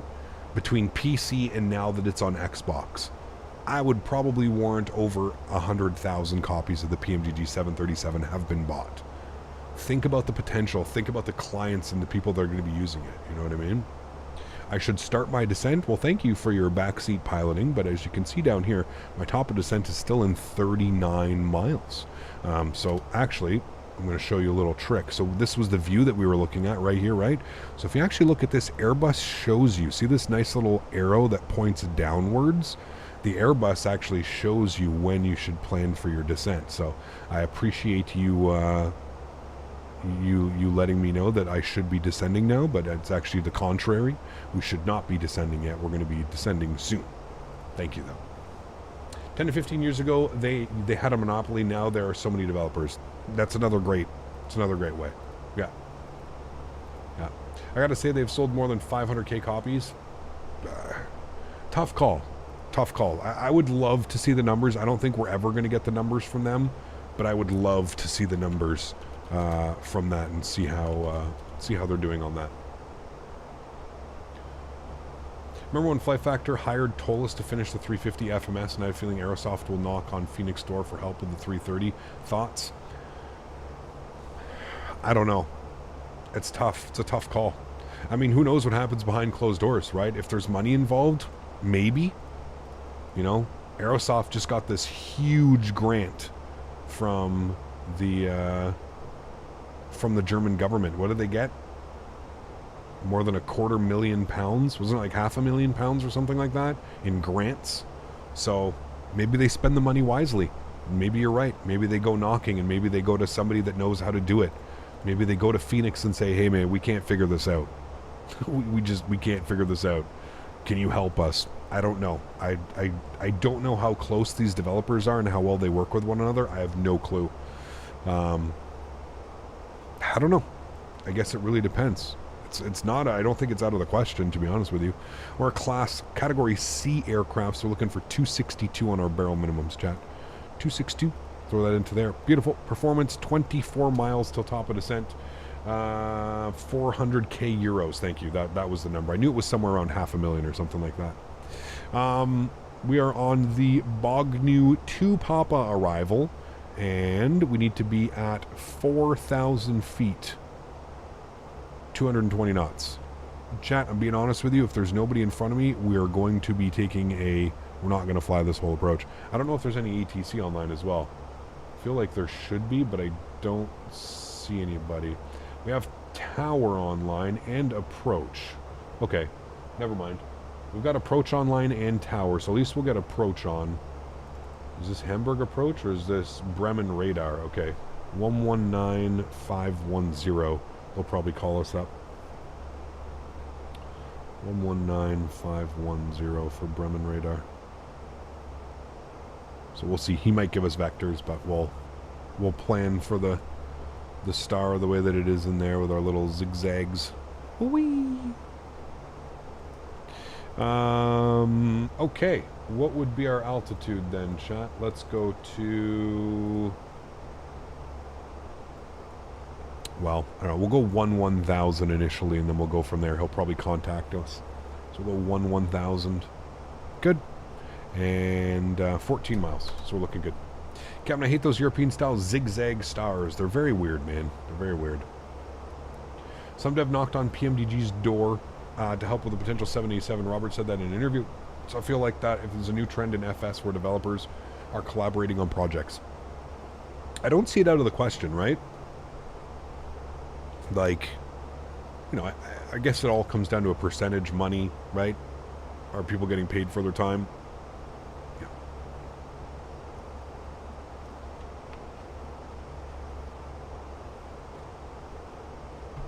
I want to put my scenery in the community folder in a labeled folder inside that file. Will that matter? Yes, you cannot do that.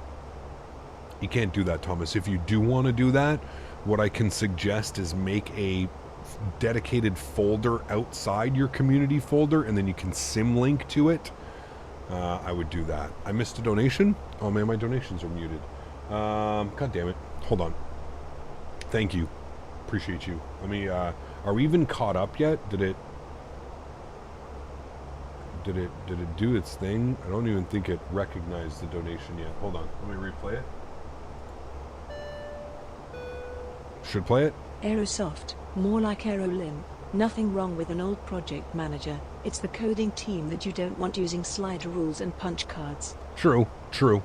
I just, like I said, it's just when I look at, I've met a lot of people not even recently. I've met a lot of people in the flight sim community over the last like 2-3 years of this simulator being released, and you know, the average age of the people that I'm meeting are, you know, younger than me, my age, younger than me, you know what I mean?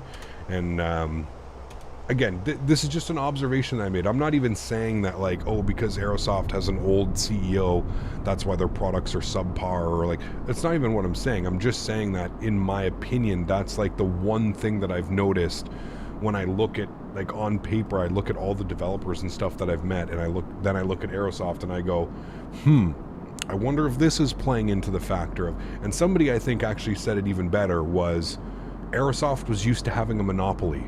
Aerosoft used to be, you know, up until what?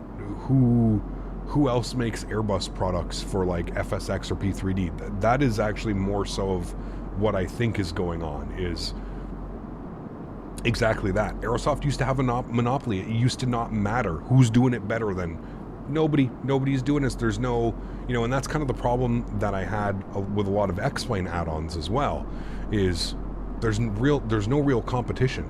So Flight Factor taking 3 years to develop a 777 V2, there's no competition, man. Who the hell's pushing Flight Factor to hurry up, and, you know, who's forcing them to work harder and work better and work more efficient and actually get us a product out?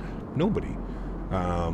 So I actually really agree with that, is that I think that's exactly it. They got complacent. They got used to just pushing out a product, and this is what you're getting, and that's it. You take it or leave it, because that's what you're getting. And I think they're now realizing that strategy is probably not going to work when it comes to Microsoft Flight Simulator. So, EDWW, who is this? Oh, this is Bremen Radar. Okay. Just loaded X-Plane 12, X-Enviro, what a flop. Yeah, X-Enviro was big flop. Please remain on standard tonight until we tell you. Descent flight level 110. Flight Factor needs the competition. Well, all of them need it, man. Competition is good. Competition is healthy. As mentioned before, if Microsoft Flight Simulator comes out, if, let's say, Microsoft Flight Simulator doesn't come out, I don't think we get X-Plane 12 with new clouds, new rendering engine, all these new features, right? I'm pretty sure if Microsoft Flight Simulator doesn't get announced, we get X-Plane 11, you know, with, well, maybe even 12's not even released yet. Maybe 12 is still in the oven cooking, and, you know, so competition is good. It is. It's very good. Downloading Microsoft once again. How long was streaming? I want to watch the whole time. We've got our flight now, and then we've got one more flight after this that we're going to be doing. Hello, Cap. Do I have to contact ground for clearance? Thanks for the help. If ground is online, yes. If ground's not, then it would be tower. If tower's not online, then it would be departure or arrival, and if they're not online, then it would be a center. So it kind of goes up again like an umbrella. Yes. Have you thought about the new Greenland scenery? Yes. Maybe in the headwind we could do something like that, Thomas? I don't know. Thoughts on VATSIM? I think it's good. Offers a very cool experience, for sure. Yes, Eurowings for Charlie Papa. Charlie Papa, hello, report level passing. Passing, flight level 240, descending flight level 110. Charlie Papa, thank you, identified. Descent flight level 110 at 3,000 feet per minute or greater. Hit Bochum to Papa arrival. Okay, flight level 110, 3,000 feet or greater, and the bug mic to Papa arrival for Eurowings for Charlie Papa. Identified, correct Maastricht radar 133.955. Okay, good. We're going at 3,000 feet per minute. I love the German efficiency. No messing about, because he's probably going to give me vectors. He doesn't want us to do that whole approach path. So, what I'm going to do is I'm going to activate approach mode. I know it's a little bit crazy, but I'm going to do it now. And then what I'm going to do is I'm going to set manage speed. I'm just going to hold our speed here, and I'm going to go 290 knots. That's what I'm going to aim for, 290. 3,000 feet per minute or greater. Pretty average, to be honest with you. I don't think you would really feel anything like that, but maybe a little bit more you might feel it.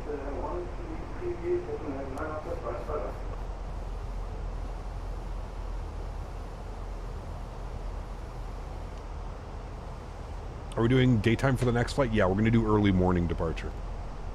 I think Aerosoft was so desperate to get this, a team together that they went with whoever they could get. See, I don't think so. I think the Aerosoft team has been together for quite a while, to be honest with you. I think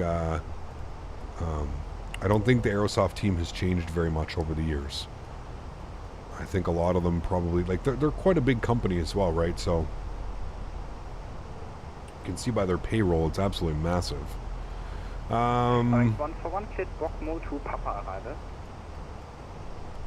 We are good there. Transitions 5,000 feet. Better brief the FAs. 119er 510. Thank you for the ATC. Have a great evening as well. Bye bye. 119 510. Good.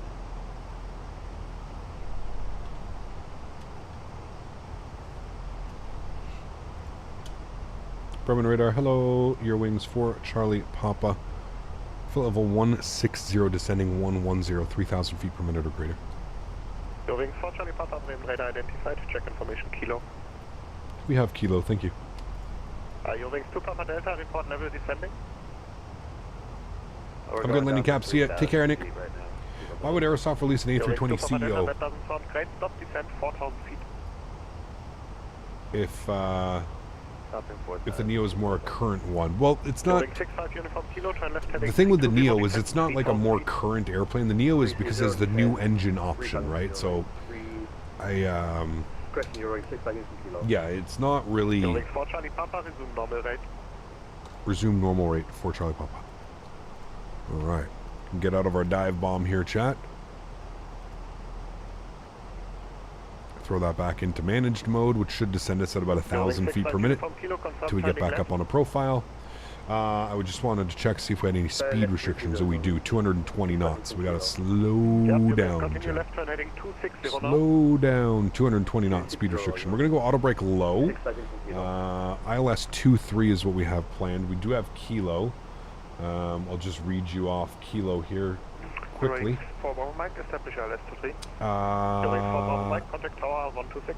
Expect ILS approach runway 23, runway 23 and use for landing and takeoff. Transition level 6. Descent unrestricted 5,000 feet, QNH 1016. Unrestricted 5,000 feet, 1016. Eurowings for Charlie Golf. Sorry, for Charlie Papa. Okay, so there you go. So he's given me a descent. So now I'm going to put out my ground spoilers. Oh wait, you know what? He said unrestricted. So let's just keep our speed at 250. There's no speed restrictions, no altitude restrictions, so we're going to keep our speed 250 and we're going to send open mode. And I'm sure he'll give us we are 8,000 feet. vectors through it. 126855 for Eurowings us. 6 uniform kilo, descent 2,500 feet, cleared ILS 23. Alright. Good. Descent 2,500 feet. You and how are you, my friend? Good to see you. Welcome back. Hey, Cap, do you ever fly GA and have you ever tried one of the career mode apps like Air? I have not. No. Air Greenland have a route from Copenhagen to Greenland on their A330-800, so that could be possible. No, are they the Neos or just the A330-800?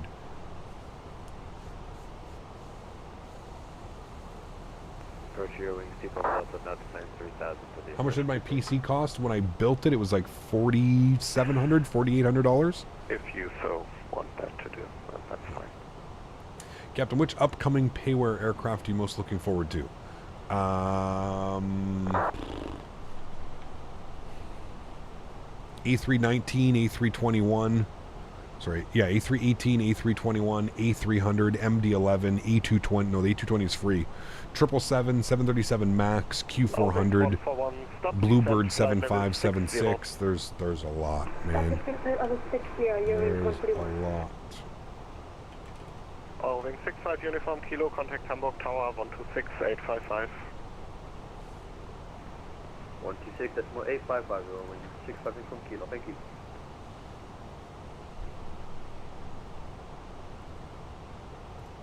I want to do a 747 flight, but I should do it in P3D with the PMDG 747 or in Microsoft with the 747 Beta. I don't know, man. Papa Delta, just curiosity, any reason why you insist on descending below cleared altitude? Someone's getting yelled at. 10,000 feet. Landing lights. Or above 3,000, CI 23, and then tipping us at 3,000. Let me guess, US pilot? Say again, please. Yeah, never mind. Yeah, disregard. Anyways, yeah, we can clear that up via private message. Never mind. Contact the tower now. 126855. Bye bye. 126855. Keep on the tower. Have a good day. If he cleared him, piss ass at 3,000. What did he ask though? He said, "Let me guess," and he said something. I didn't hear him though. I didn't hear what he said. When he said, "Let me guess," he said something pilot. Let me guess, something pilot? It's called I Love Vatsims. Wing 4 Charlie Papa, turn right heading 200, cleared ILS approach, runway 23. Right turn 200, cleared ILS, runway 23, Eurowings 4 Charlie Papa. Alright, right turn 200.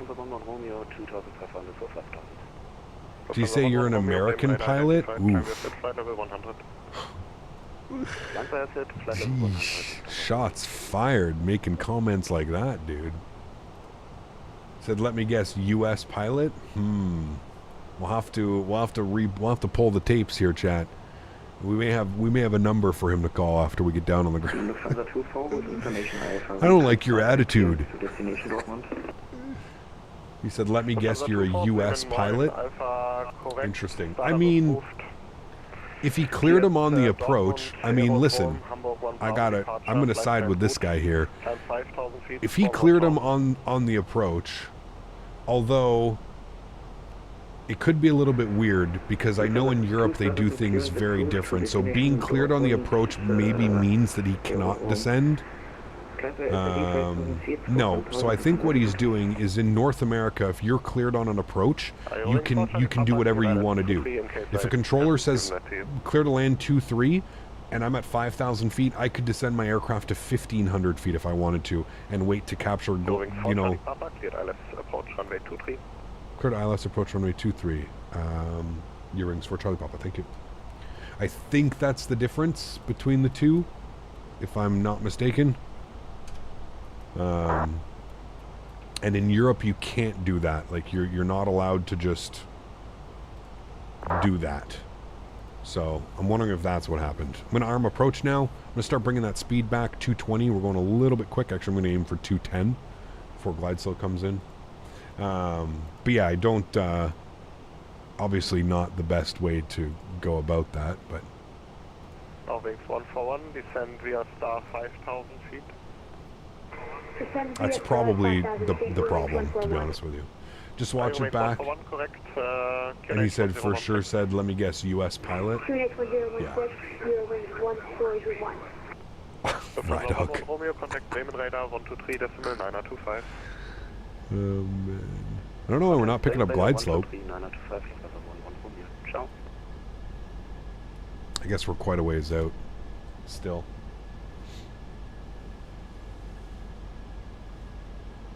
Quite a ways out. Dan Barry. Good to see you, my friend. What are your thoughts on X-Plane 12? Its recent streams talking about the future of the sim. Charlie Papa, maintain 170 knots or greater until 5 miles final. 170 or greater till 5 mile final. Eurowings 4 Charlie Golf. 4 Charlie Papa, sorry. Keep saying 4 Charlie Golf for some reason. Alright, 190, he wants us 170 or greater, so I'm going to bug up 180. Here comes glide slope, so that's good. Right turn 400 and from 4,000 feet. What are my graphic settings? You can put exclamation point MSFS in chat.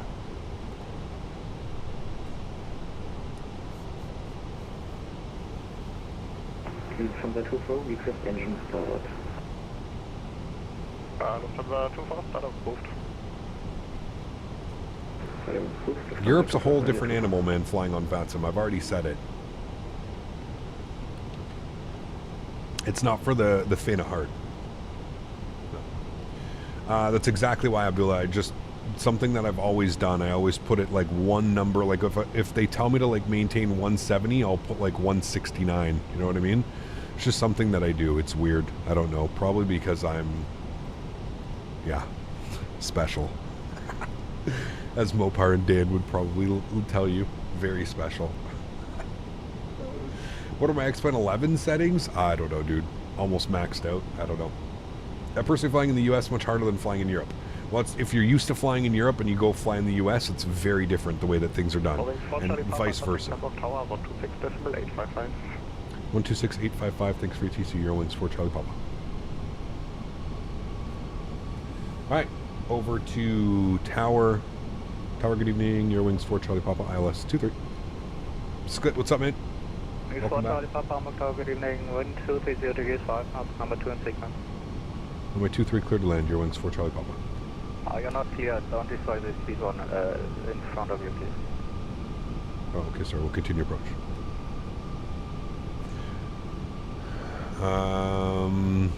Beautiful. Waiting for 2500, then we'll go flaps and gear. Arnie, please don't listen, man. Just enjoy the streams, dude. Okay, I have thousands and thousands of hours doing these flight sims. I promise you, I will not forget to turn the gear down. I promise you, I will not forget the flaps. Okay, I promise all of these things to you, my friend. Just sit back and enjoy the stream. You don't have to tell me how to fly the airplane. Thank you. Appreciate you. Thank you for watching. Did you try the new atmosphere change? Looks so good compared to the purple skies. Interesting. Can you put it into the sim? I heard it was like a little bit of a pain in the ass, was it not?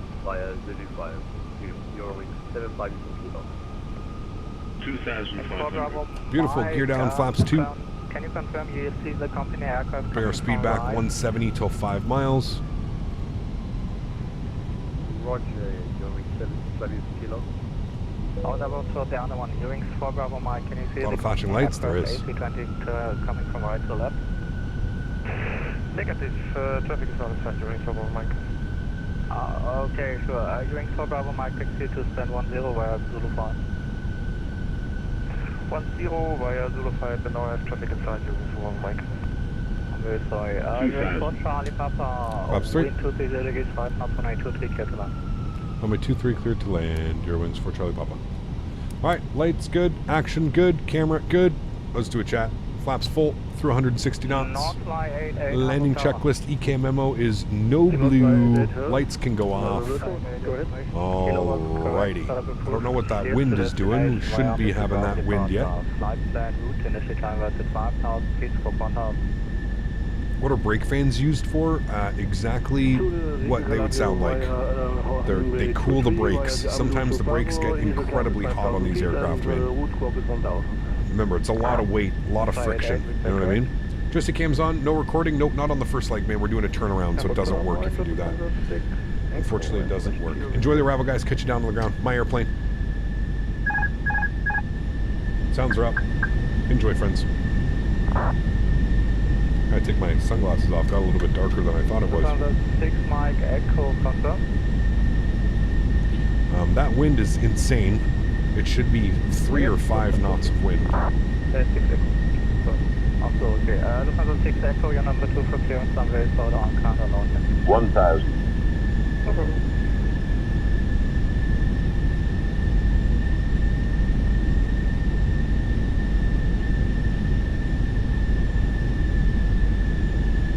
Austria 176, Hamburg Tower.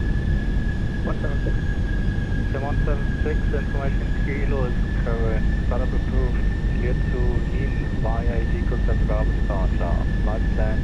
Exit runway at 5,000 feet for 1,000. Now that wind's shifting over. That's the end. Startup is approved for us in 176. Continue climb drive CZ Echo 7 Bravo departure. Initial altitude cruising 5,000 feet. Welcome, lost in 176. 500. 7 Tower, Eurowings 141, Airbus 23. Thank you, 141, Tower, good evening, wind 230 5, not number 2 for landing. Number 2 for landing, Eurowings 141. 300. 100 above. 2 Lima Hotel, requesting push. 200. Minimum. Continue. The FPS doesn't feel very nice right now. Push back approved, facing north. 100. Roger. 50. 40. 30. 20. Retard. 5. Why did it... Okay, that was weird. It like cut one engine first. The wind went crazy. Okay, nose down gently, reversers are out. That was really weird. Decelerating.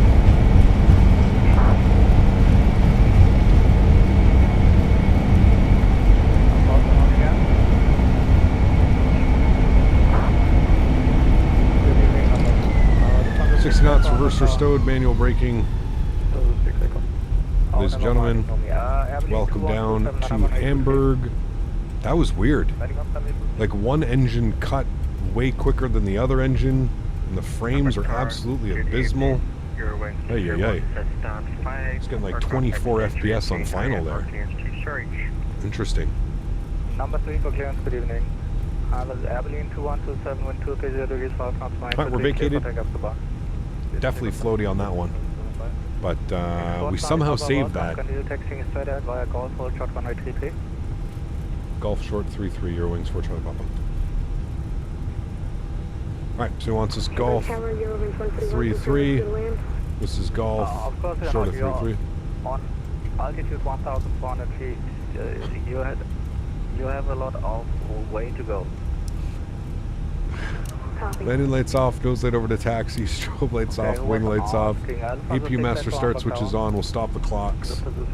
That was weird. No, when I cut the power too, like one of the engines cut immediately. There was no like, bring it to idle slowly. Like if you rewind the video, I don't know which engine it was, but it like made the whole airplane, like the yaw of the airplane go crazy. Usually don't get that. Weird. Very weird. The right engine cut first? Yeah, like it like cut immediately too. Like it was, it's like I lost control. Like it just started like doing. Didn't it happen the last time you flew this or the time before on the stream with the engines? I'm not sure. I'm not sure. Usually they go like together. I don't know, man. It was weird. Who was calling me? What's the Turkish airline? One more thing we do in Europe is to not clear the aircraft to land until the aircraft in front of you has vacated the runway. I've seen it's different in America, Greens for Valencia. It is, yes, very different. You are correct. Yeah, very, very, very different. Did I stop the clock, chat? I did, an hour and 20 minutes.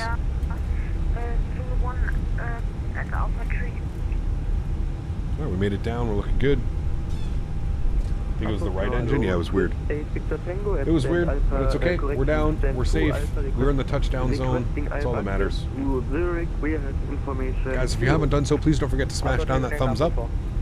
We've got one more flight to do after this one. We're going to be down to Zurich, which should be a really fun flight. I'm looking forward to doing that one as well. Sounds like they're already 4 deep in behind. I'm getting 24 FPS right now, though. I'm not quite sure. I don't know why.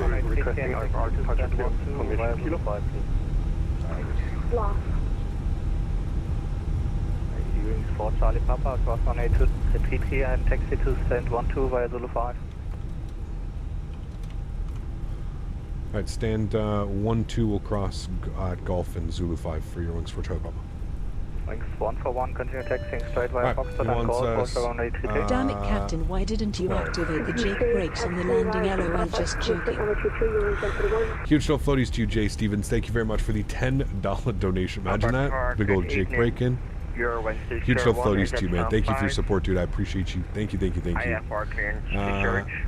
Gate 12. You asked it once already. You are still number 2 for clearance. I'm very sorry. I'm kind of overloaded here. Okay, sorry about that.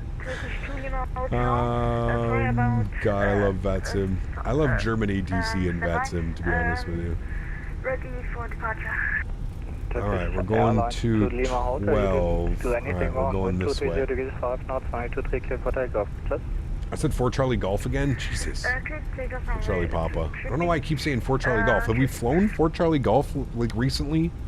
I feel like we have, and that's why I'm having terrible.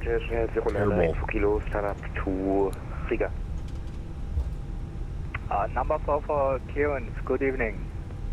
Let's start from the beginning. Munich Airlines 589 Hamburg Tower. Oh man. Go ahead. Information Kilo was I love current. ATC here, dude. It's the best. Alright, stand 12. That's where we're supposed to be going. 5,000 feet, squawk 1,000. Next executed 589 auscleared Berlin, Rama 5 Bravo departure 23.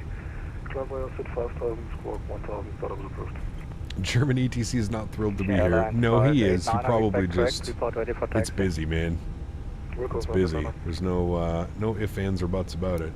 It is busy. 141, cross 133 and taxi to stand 08 via Zulu 1.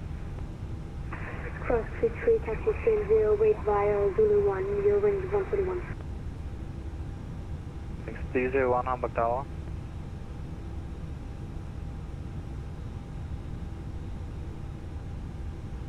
Eurowings 301 Hamburg Tower. Eurowings 301, go ahead.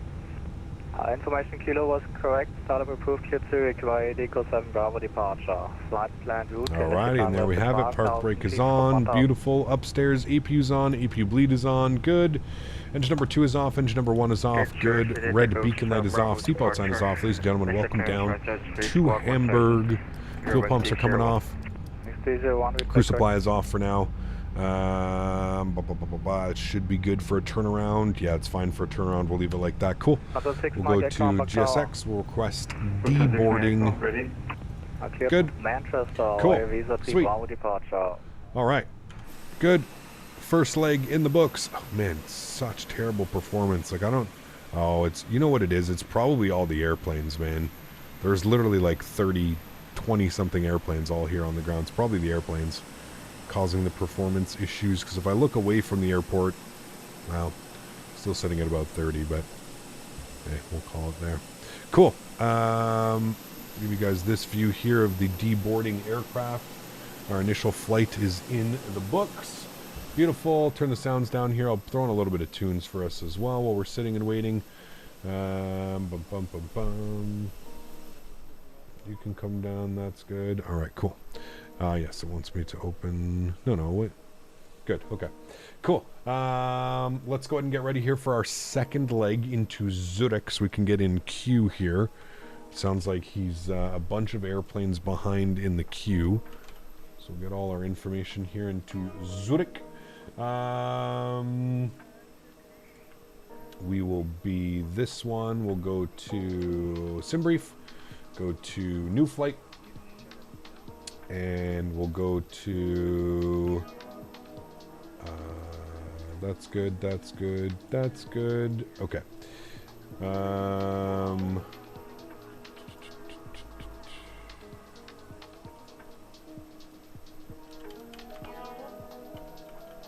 we're going EDDH to LSZH. We're going to be in an A320.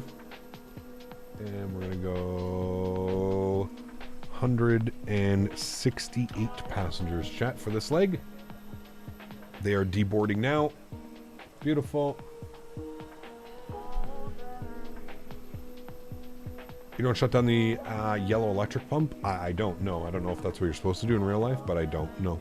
I just put it in the usual turnaround state that I keep it in. Okay, let's pre-plan our flight on pre-file, sorry. Our flight on VATSIM. Got all the numbers, everything's looking good. It's about an hour and 4 minutes into Zurich, so about 15 minutes less. VATSIM is making me log in. Interesting. Okay, thank you. File flight plan. Good, cool. Go ahead and disconnect. Go ahead and reconnect under our new call sign. Good. Give me a second. Let me go ahead and head over here to the dashboard flight summary. We're going to finish flight. Good. Good.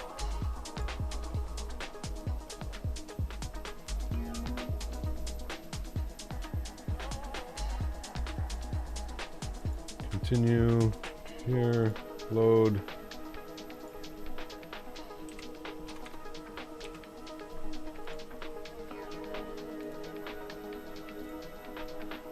All right. There we go.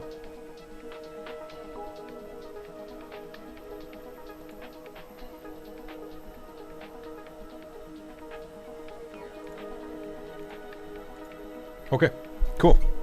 Sweet. You guys should have all the new live information up top, and we can go ahead and start the process out here. So if we jump back inside the aircraft, pause our music here after this one. It's about to finish. We'll let it keep going for a little bit here.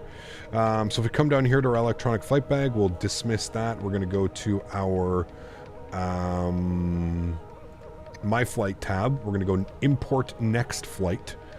Go ahead and bring that in here. We've got, should be Hamburg over to Zurich. We've got 28 minutes until departure. Should be good. We might be waiting a little bit longer, but we'll see. Let's go to our mass and balance tab here today. We're going to go ahead and load aircraft. We're going to go instant. Load aircraft instant. Perfect. Thank you. Should give us the right amount of fuel and everything. Great. Let's come down here to the electronic flight bag. We're going to do our NIT ref. We're going to do our NIT request. We're going to throw on our new call sign today. Eurowings. We're 9 November Juliet. 9 November Juliet. Should be easier for me to remember now. Good. We'll close that. Good. Let's go to our NIT B page. We can plug in some numbers here. So we're looking at 60.1 and we'll call it 32.1. So 60.1/32.1. Good. We'll bug that up into there. And then blocked fuel for today's flight was 6.4. We'll call it 6.4. Good. We'll bug that up. Beautiful. Cool. We are still with Tower, so we'll grab ATIS information Lima. QNH 1016 Lima. Good. Okay. And we'll hopefully get our clearance here. We'll try and get in. Executive 589 ready for taxi, and we are able Delta 8.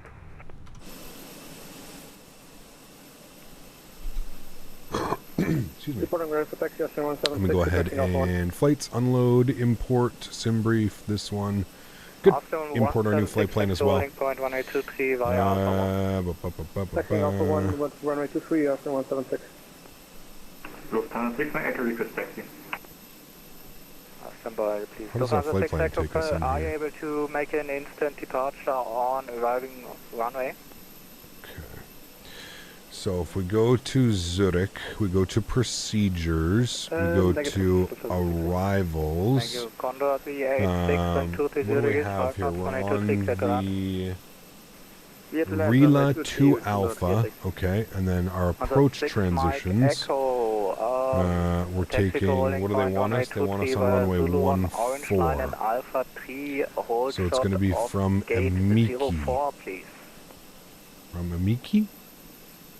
Taxing to runway 23 via That's Zulu the 1. relax transition. Orange line, then Alpha 3 and holding short of gate 04, Lufthansa 6 Echo.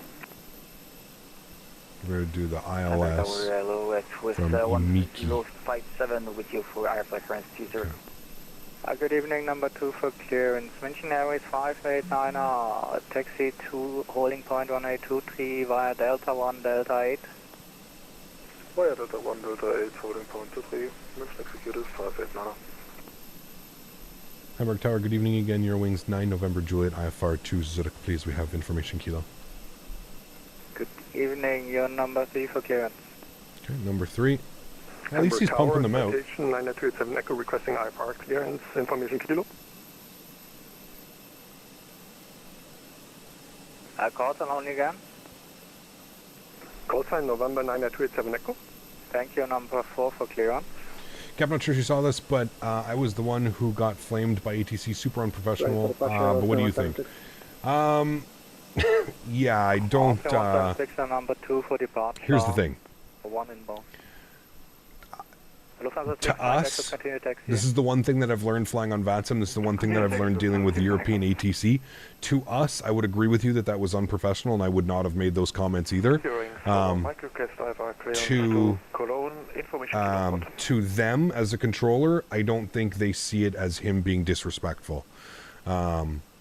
I would agree with you that if that happened in like North America, yes, I would say, you know, like that's not a, you know, shouldn't be making those types of comments and stuff like that. But yeah, I don't know why he would say, I don't know why you would say that. I don't know why that door closed as well.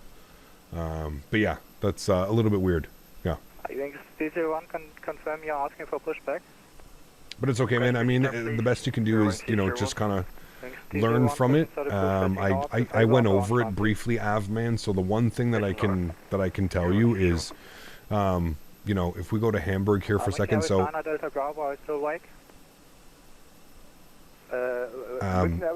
so we were on the ILS 23, right? So in North America, I was explaining this to Chad. In North America, when the controller clears you for the approach, you're allowed to descend the aircraft to whatever altitude. You can descend it to 2,000, you can descend it to 3,000. You're basically in control because you've been cleared on the approach. In Europe, it's very different. Very, very different. In Europe, you are not allowed to go lower. Even when he clears you on the approach, you are not allowed to go lower. You're not allowed to go to the published altitudes. Everything is controlled by the controller in Europe. So just a little tidbit of information. Maybe it might make it easier on you next time. But here's the thing. I don't think you did, you know, as somebody that doesn't fly in North America very often, I don't think you really did anything wrong. And I would agree that the comment that he made about, oh, you must be, you know, American or you must be a U.S. pilot or something, yeah, probably not the best thing to say. Again, I don't think he meant harm in it. I think it's just more so German efficiency or the way that they're going to speak to you about it. I wouldn't take too much offense to it, man. But yeah, obviously not a, you know, not an ideal thing to say or situation, but I wouldn't worry about it too much. I've heard far worse on the network, that's for sure. Austrian 176, behind departing, runway 23 and wait. Behind departing, runway 23 and wait for Austrian 176. All you can do is kind of just take it and learn from it. That's pretty much it, man. Take it and learn from it. Always 28 Kilo Hamburg Tower. 28 Kilo. Information Lima is current. Startup approved. Cleared Zurich via EyeDoc 7 Bravo departure. Flight plan route. Initial climb was at 5,000 feet. Scope 1,000. Good. Zurich EyeDoc 7 Bravo. Climb was at 5,000. Smoking 1,000. Helvetic 28 Kilo. Helvetic 28 Kilo. With back correct. We're going to be next. We should be soon, chat. Should be soon. We're still deboarding. We haven't even started the boarding process, the reboarding process. I'm going to switch the time. We're going to switch this to... what time did this flight happen? 5:22 a.m. Ew, that's still too early. We won't even get a sun. Let's go like 7 a.m. All right. 7 a.m. So we should get a beautiful sunrise. Then by the time we land in Zurich, it should be full morning, and we should be able to see nicely. What are the winds, by the way, doing? What is the weather doing in Zurich? Sometimes Sibruce gives us weird variable at 1. Where are they landing right now in Zurich? Let's see if they're even landing on runway 14. LSZH. Show on map. Swiss 1057 Hamburg Tower. Hamburg Tower, Swiss 1057, go ahead. Swiss 1057, we have information Lima current. Are they landing runway 14? They're landing runway 28. They're landing, oh wait. 5000 feet, squawk 2501. Yeah, they are. They're landing 28 and they're landing, Lima on board with EyeDoc. I think we can still do that though. Procedures, approaches, 2101 the box, 28 from Amiki. 2501, 1057. Thank you, Victor, correct. Mission Airways 589, I'm in 230 degrees, 5 knots, 23 clear for takeoff. Because we'd be coming on this one. I don't know how we would do it.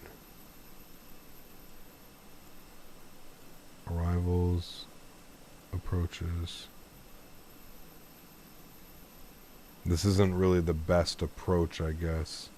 Oh no, I guess it would be. But we take it the ILS from Relax, not from Amiki.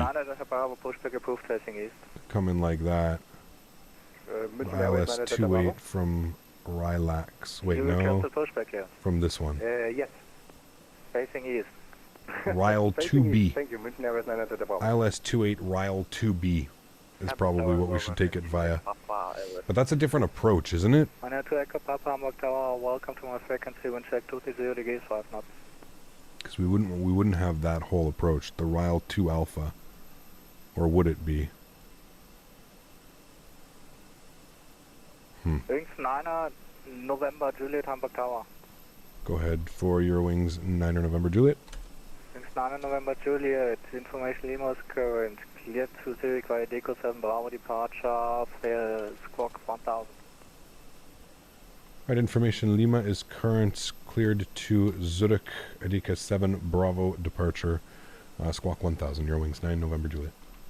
Wings 9 November Juliet, read back correct, Austin 176 and 230 degrees, 5 knots, 22 clear for takeoff, just. Okay, cool. We've got our clearance. All that's looking good. We're just waiting on the deboarding. I think we've only got a couple more passengers left to deboard from the aircraft, and then we'll go ahead and start the reboarding process. So that's good. They do that approach from the west. Yeah, that's why I was looking at it. I think we need to be on a different arrival. We probably want to be on the TRA. Where's that one? Yeah, because we don't want to be... Zurich, stars... Let's see what the better option would be here. Nope. Nope. Nope. Not the Relax either. We don't want that one. The Amiki... Nope. Actually, the Amiki might be good. For, actually... Yeah. The, well, no, because we're coming in from this way.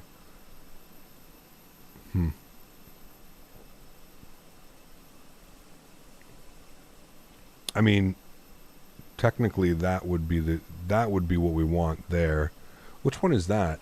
That's the Relax 2 Bravo is what we would want, actually, for ILS 28. Just on whatever runway, there's no ATC into Zurich. I know, but we like to, if they're operating runway 28 in real life, it's usually good to do the real life ops, right, as well. So we'll try that one, the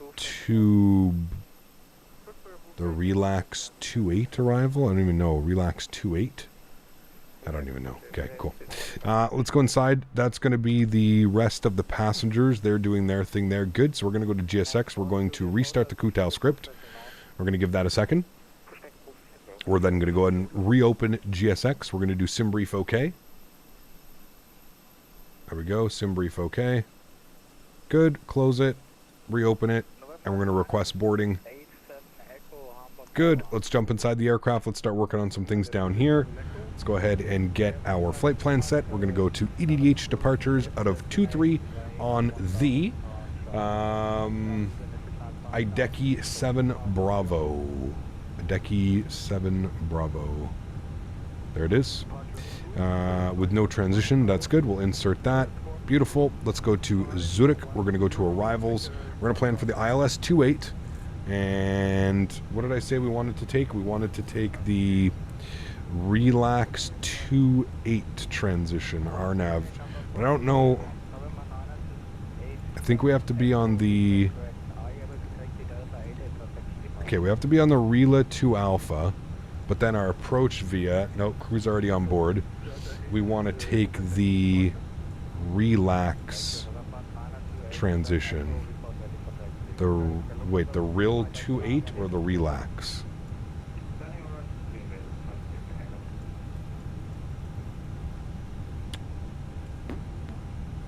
I guess just the Relax. Okay. We'll go Relax. And we'll insert that. And then what we'll do is we'll look and we'll see if this did it correctly.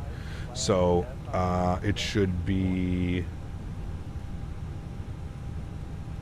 Okay, I can already tell that it didn't do it correctly. Just because it doesn't have all of these restrictions in there. It doesn't have any of these. It's going... Okay, did it redo it? What the fuck did this do, man? Okay, we're going to retry that because that's not what it's supposed to be. Approach via, we're going to go with that Real 28 one and then insert that, and we're going to have a look and see what that looks like. So let's continue to scroll through here. Okay, see, so there it is. So what we need to do is we need to go delete these, delete, delete, delete, delete, delete, enter. Okay, now if we look at the charts, should be so many ZHs: 446, 448, 50, 52, 54, 446, 448, 50, 52, 54, 56, 58, 60, 64, and then ramen. 56, 58, 60, 64, and then ramen. There it is. Okay, that's what we want. That's the proper arrival into the runway. Now, I don't know why it drew it in the way that it did before, but that's okay. We got it. Ika, for someone who's new to this, how do you get into this hobby? Spend a ton of time watching videos and streams and start slow, man. I mean, honestly, you would probably want the... If you want to have the Relax 28, you have to delete the Relax 2A stars and only choose the Rela 28 under the VIA. Thank you. That's exactly what we ended up doing. So, yeah, I'm all... I would say, like... I mean, Microsoft Flight Simulator has a great tool where you can basically do like flight school training when you buy the simulator. They have like a whole training thing that you can do with Microsoft. So I would have a look at that. It's like basically a whole flight school, and that would really help you kind of get into things and, you know, see if you're really interested in like learning all of this and learning some of the... I always say start on the smaller airplanes, just like you would in real life, right? Start on the smaller airplanes, then move yourself up to the bigger airplanes. Yeah.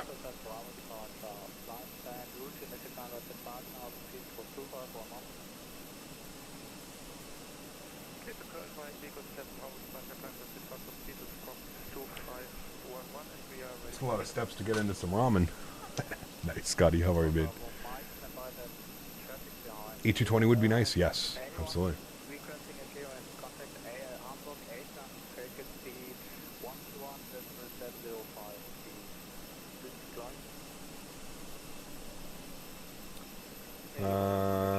Good, that's done, that's set.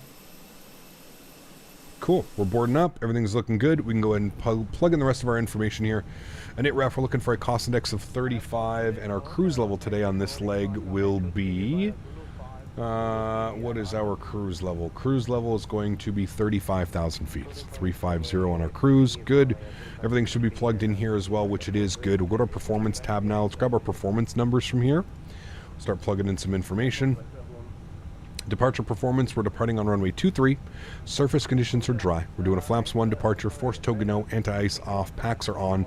Sync up our live load sheet, our finalized load sheet. We'll sync up the live weather and we'll go ahead and calculate our V-speeds. Good. And numbers are showing 149, 149, 151. 149, 149, 151. Good. And then our flaps and trims are going to be 1/down 0.4 and 63. 1/down, oops.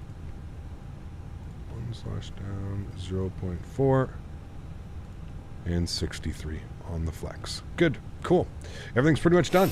There we have it. We're just waiting for the passengers to board up. They're actually boarding pretty damn quickly. So we should be able to push ourselves back and get out of here sooner than later, my amigos. Is the A320 a freeware? It will be a freeware, yes. Which is very exciting news. Yeah. Can't decide where I want to fly this afternoon. Short hop or something. So many options, man. I guess it depends to like where you have scenery for, right? That's going to always be a major factor. Where/what do you have scenery for?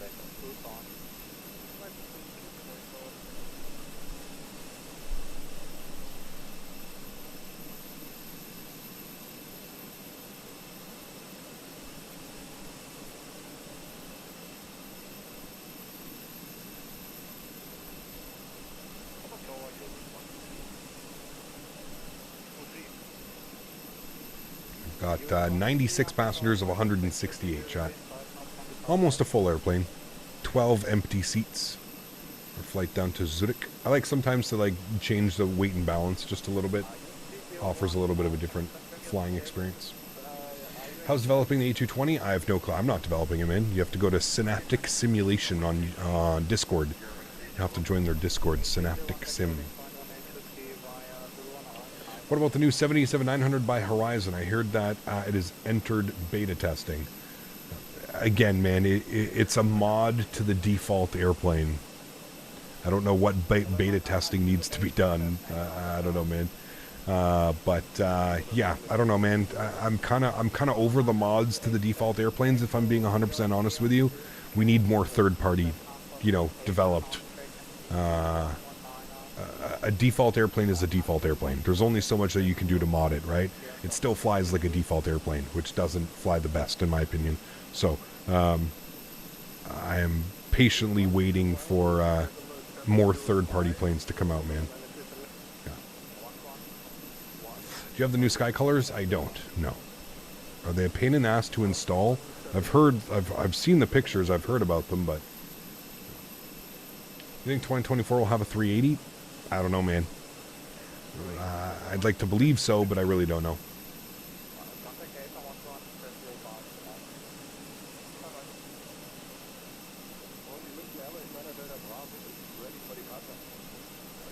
Got you, Tom. Yeah. TFTI MD-11 out next month? Yes.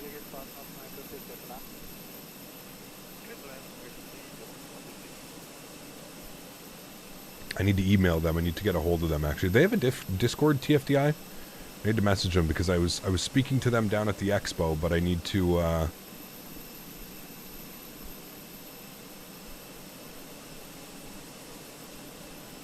make sure that I'm still on the list of content creators. Hamburg ground came online. Okay, that should make it a little bit easier for the controller. We'll go 121705 for us.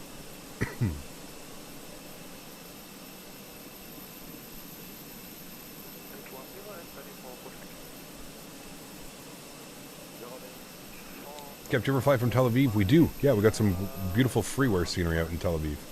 The sun is rising. It is exactly how it was planned, my friend. Has anyone made a Concorde? I think so. Yeah.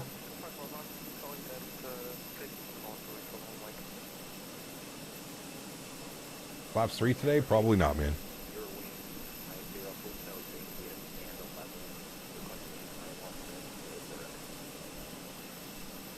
Does Fenix gives you the option for Wi-Fi domes like PMDG? I don't think so, but maybe. I don't know. You'd have to go through all the settings in the Fenix. I'm not quite sure.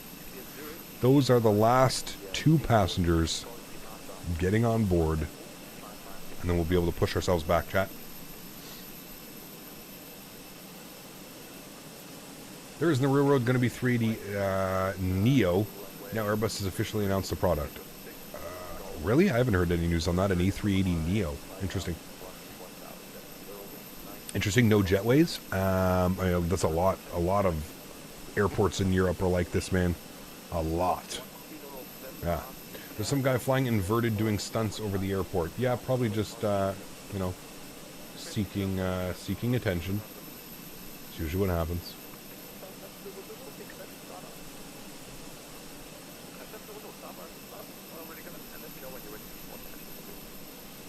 There's over 23 aircraft on the ground right now that my V-pilot's drawing in. Low-cost carriers tend to use the stairs. Fees are way less. Correct. Yeah. Sent the TFDI Discord link via the Discord. Thank you, Jay. Appreciate you, man. All right, cool. Jumping inside. Let's come down here. Everything's set there. We're looking good. If we go upstairs, APU and APU bleeder on. Good. Crew supply can come back on. Go and get the fuel pumps on. Go and get our red beacon light on, and we'll go ahead and make sure that the passengers are seated. Good. We've got, what is it, 13 minutes till our departure, I think, or something like that. 13 more minutes. Go to my ground services here. We'll remove the chocks and cones and the GPU. Good. And let's go ahead and prepare for start and pushback. Good. We may be the first one to get out. We may be able to get out with him behind us. We'll see what they want to do.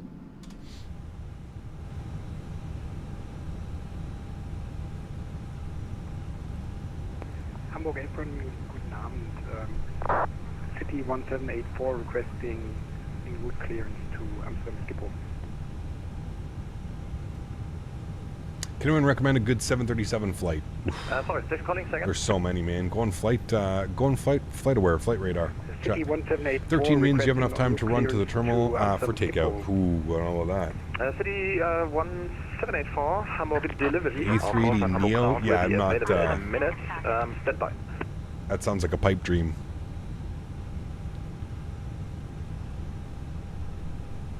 Hamburg Apron, very good evening, Eurowings, 9 November, Juliet, stand 12, ready for push and start. Eurowings 9 November, Juliet. Hamburg Apron, hello. Your pushback is approved, facing north. Pushback is approved, facing north. Thanks, Eurowings, 9 November, Juliet. Okay. We're ready to go. Locking gear. Haven't done the Pacific Northwest in a while. Maybe Seattle, Boise, Seattle could be a good one for next week. Yeah, we'll be back in the 737, I think, next week. So we'll see. Could be some fun. AtSiu, AOC, received messages. Probably going to have our arrival message. Good. And then we've got our preliminary load sheet. We'll accept that. And then we've got our final load sheet as well. 168 plus 1. Good. Return and return. Good. Cool. Continue pushback. And we want to go tail right, nose left. Good. Park brakes are released. Beautiful. Let's go. Upstairs, good. Bleeds are on. Good. Let's go engine mode selector to the start position. Have a good flight. Enjoy the show. Thank you, RS. Appreciate you, my friend. U.S. pilot did that. Didn't like the meal service that day and left the cockpit. Arby's inside and missed his slot time. Really? Jesus. Some Arby's. Swoop engine number 2. Enjoy. It landed at Key West. That's a good one. It's a little bit of a longer one. It's a good flight as well. 700, request taxi, and we could also do a short-term takeoff via Delta 9, just for information.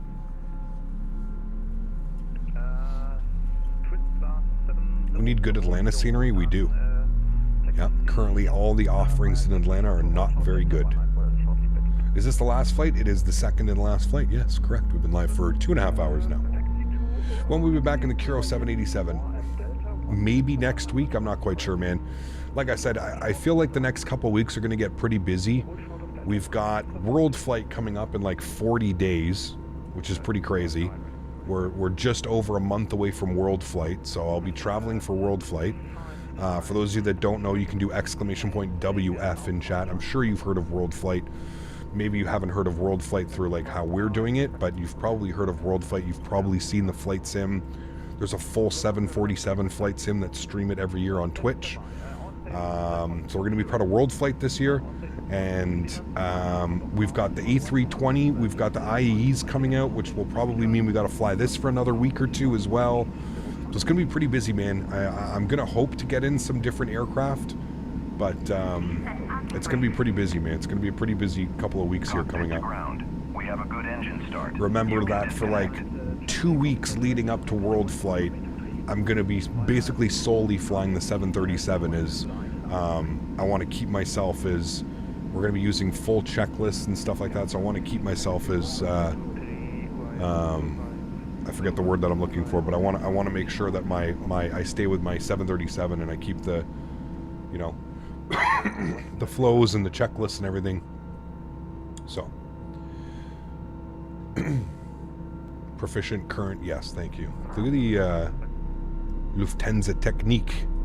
Look at that crazy hangar in there. Do they do all the maintenance here in Hamburg? Like, that's crazy, dude. Look at the size of that building. It's nuts. Hey, Cap, what do brake fans use? Yep, already answered. Hey, Cap, may you consider getting window views? Well, I do have window views. There's your window view. I just have the cabin turned off, man. I don't like the cabin. They also have some in Frankfurt and Munich. Interesting. Okay, engine mode selected to the off position. Flaps are going to go set position number 1. APU can come off. APU bleed can come off. Beautiful. Everything looks good on the overhead. Auto brakes over to max RTO. Predictive wind shear system is already on. Ground spoilers are armed. And we need a trim value of down 0.4. So make sure that we set that. Down 0.3. There's down 0.4. Beautiful. We should be getting the thumbs up here from the gear. She's got the pin in her hand. There she goes, giving us the thumbs up. Beautiful. We'll call ground and let them know we're ready to taxi. Did you receive your clearance already? Affirm. Need a good FRA scenery for Microsoft too. Frankfurt, one's coming. Aerosoft Frankfurt, but it scares me for the performance. We'll see. If they can do what they did in Munich. Munich is one of the best performing airports I've seen in a very long time. So.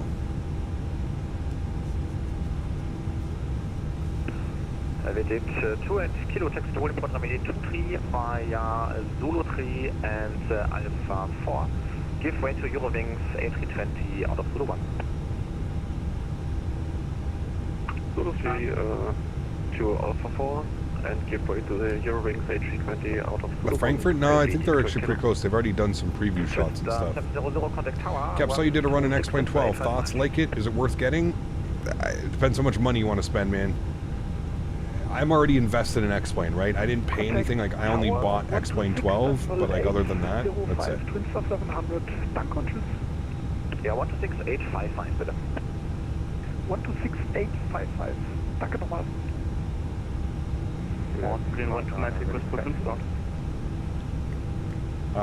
But yeah, I don't know, man. It's difficult. Like I said all last week, it depends how much money you want to spend. It depends how much time you want to invest in it.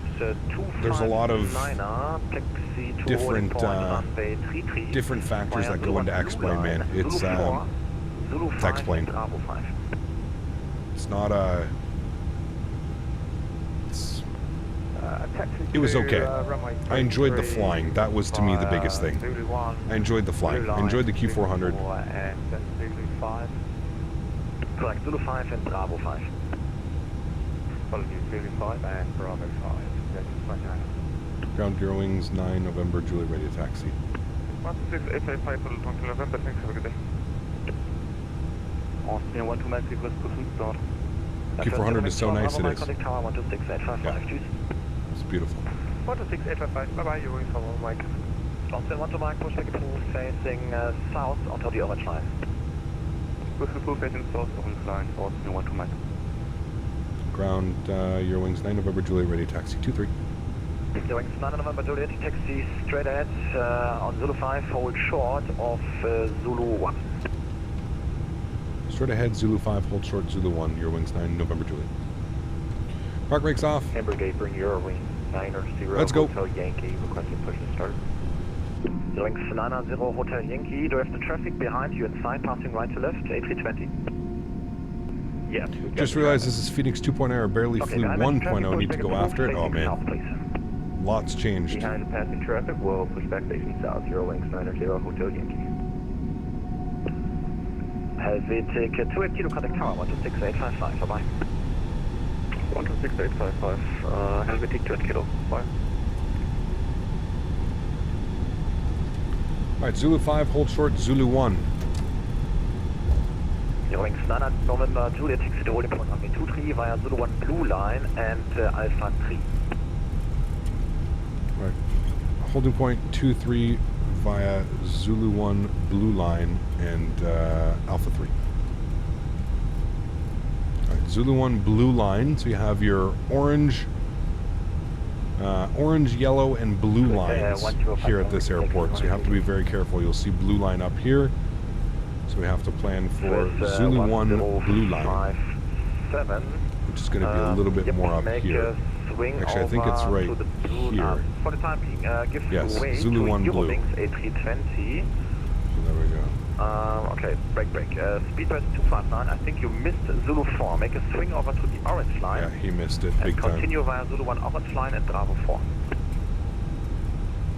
Yep, apologies, over to the orange line and Zulu 1, Bravo 4, Thinking of buying a block of time in a full cockpit 737 sim near me. Do it, man. Hey, from thanks. Eurowings 9 November Juliet. Swiss 1057, taxi to holding point runway 23 via Zulu 1 blue line and Alpha 1. But you see, this is actually a super smart design. They do something very similar in Munich as well. They may do it in different German airports as well. But having that means that you can taxi 2 airplanes in on one another, right? There's just enough room for your wingtips to clear. Thank you. Just enough room. So it's pretty cool. Hamburg Apron, good evening. Walker 127 Alpha. And it also allows airplanes to push back and then airplanes to continue taxiing around. Back shortly. No, it's not a wing strike. I mean, they're close, but it's not a wing strike. You can see here if I put it in this perspective for you. Oh, shit, hold on. Oh, shit, hold on. I hate when that happens. When you go into drone view, sometimes, like, your camera will get stuck. Anyways, it's not a wing strike.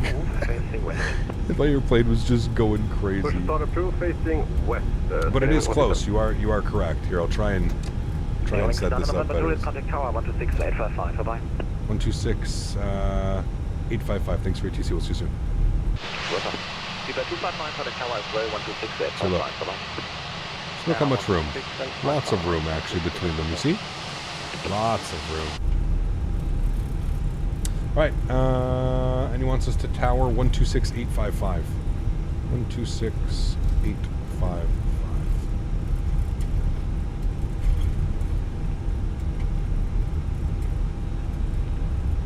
Tower, Speedbird 259 are holding short runway 33, Bravo 4. It's actually really nice scenery. It just sucks that the performance is so meh. Pretty expensive to do that. A 2-hour block is $300. Yep, there. It's extremely expensive, man. But I feel like it's an experience. If you're a true av geek, it's an experience, man. It'll be worth it for you. Cosmo Crater running between. Atlantic Dude, I love 2 Kilo, sci-fi. wind 220 degrees, 123, clear for takeoff, goodbye. 923, cleared for takeoff, head 28 Kilo, stable. Tower, hello, Eurowings, 9 November Juliet, holding short Alpha 3. Good evening. Some people was calling me. Call sign again, and who was calling me? Speedbird 259, holding runway 33 at Bravo 3. Good evening, sorry for ignoring you. 11951, I think, for departure. Runway 33 and wait, for 259 up. Tower Switzer 1057 on Zulu 1 blue line, extension Alpha 4.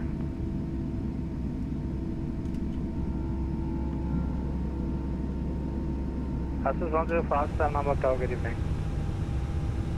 The Simwing ZDH scenery is on sale at Aerosoft until tomorrow. Ah, well, there you go.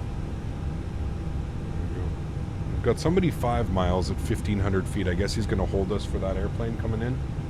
X-plane next week? Absolutely not. Altimeter 259, No. I'll confirm you're fully ready. Confirm, fully ready, Spirit 259 up. Altimeter 259, I'll continue rolling, wind 220 degrees, 4 knots, 1833, clear for takeoff for 9.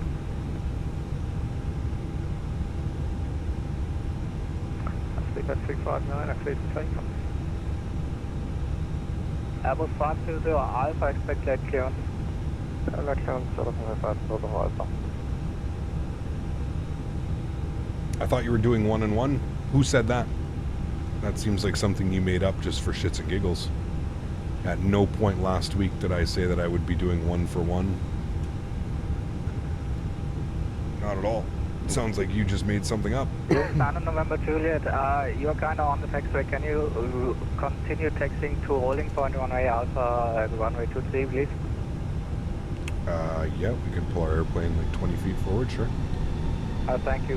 The airplane is complaining. Wow, special. Yeah, Airbus 520 Alpha. The guy behind me sent him a DM and was complaining because he couldn't pull his airplane up right here. Oh boy. Okay. Jesus Christ. I thought that was the ILS hold short line back there. I was waiting because there was an aircraft. Good evening, landing on Jesus 8 wait. Christ. I love how the controller's just like, wow. Guys, can we get some I love VATSIMs in chat? I love VATSIM. Jesus. Hamburg Tower, Eurowings, 90 Hotel Yankee. Here, let me pull my plane 20 feet more forward for you. What is it, all because he couldn't get up there to wait? Oh boy. Oh boy. That's a Cat 3 holding point, only used in fog, so you'd be fine where you are at. Gotcha. Thank you, Alex. I didn't really know the difference. Oh, he's going around? He has to be going around, right? Don't fall out of the sky. He's definitely on the go-around.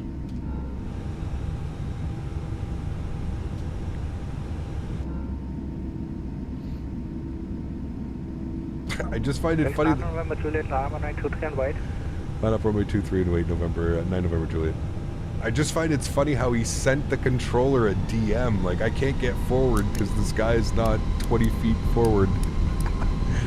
Oh, man. Today's been a special day on VATSIM. It's been an interesting one. Mike, wind 220 degrees. Never mind, canceling.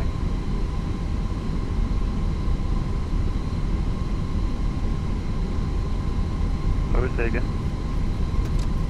Austin 12 Mike, wind 220 degrees, 4 knots, runway 23, clear for takeoff, good night. 33, clear for takeoff, Austin 12 Max entry control. How's your FPS? Down here in the bottom right quarter, man. Not the best, that's for sure. But there is like 30-something airplanes here on the ground. So, not the best. Still manageable. Hopefully it'll be better in Zurich. Do you think this is far enough, or should I pull more far forward for the airplane behind me?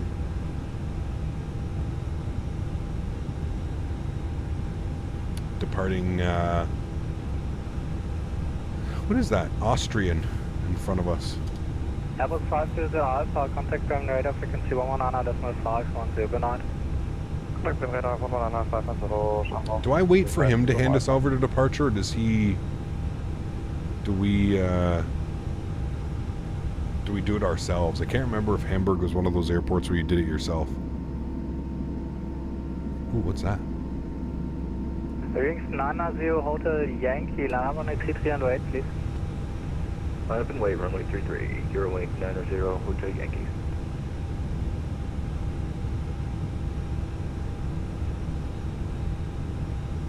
Auto handoff in Hamburg passing 2000. Thank you. I figured it was one of those airports. Eurowings 9 November Juliet, wind 22 degrees, 423, clear for takeoff for 9. 23 cleared for takeoff. Have a great night. Thanks for ATC. Eurowings 9 November Juliet. Alright, chat. Just the cams going on. Sounds are up. Let's go. Throttle's 40%. Chrono is on. Let's get it. Manflex 63 SRS runway auto thrust blue. Blue. Takeoff power set.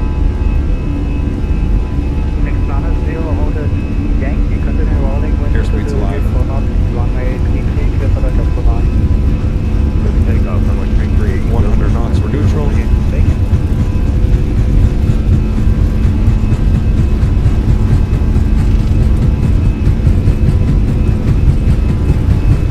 V1. Rotate.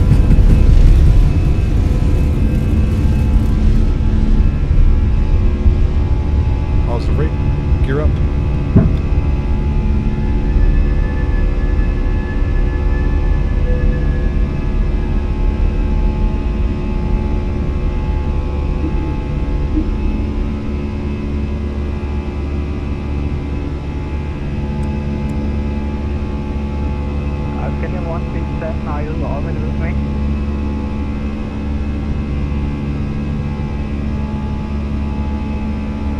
What's up, man? Good to see you, dude. Bottles to climb.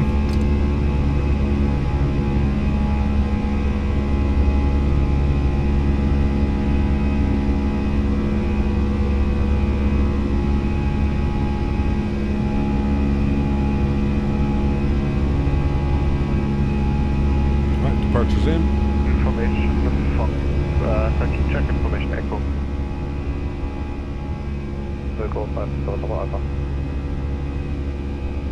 Hamburg approach, Ryanair 687, inbound Volvo, flight level 110. Ryanair 687, name radar identified, check information November. Information November, Ryanair 687. Ground radar, good evening. Eurowings 9 November Juliet 3000 for 5000.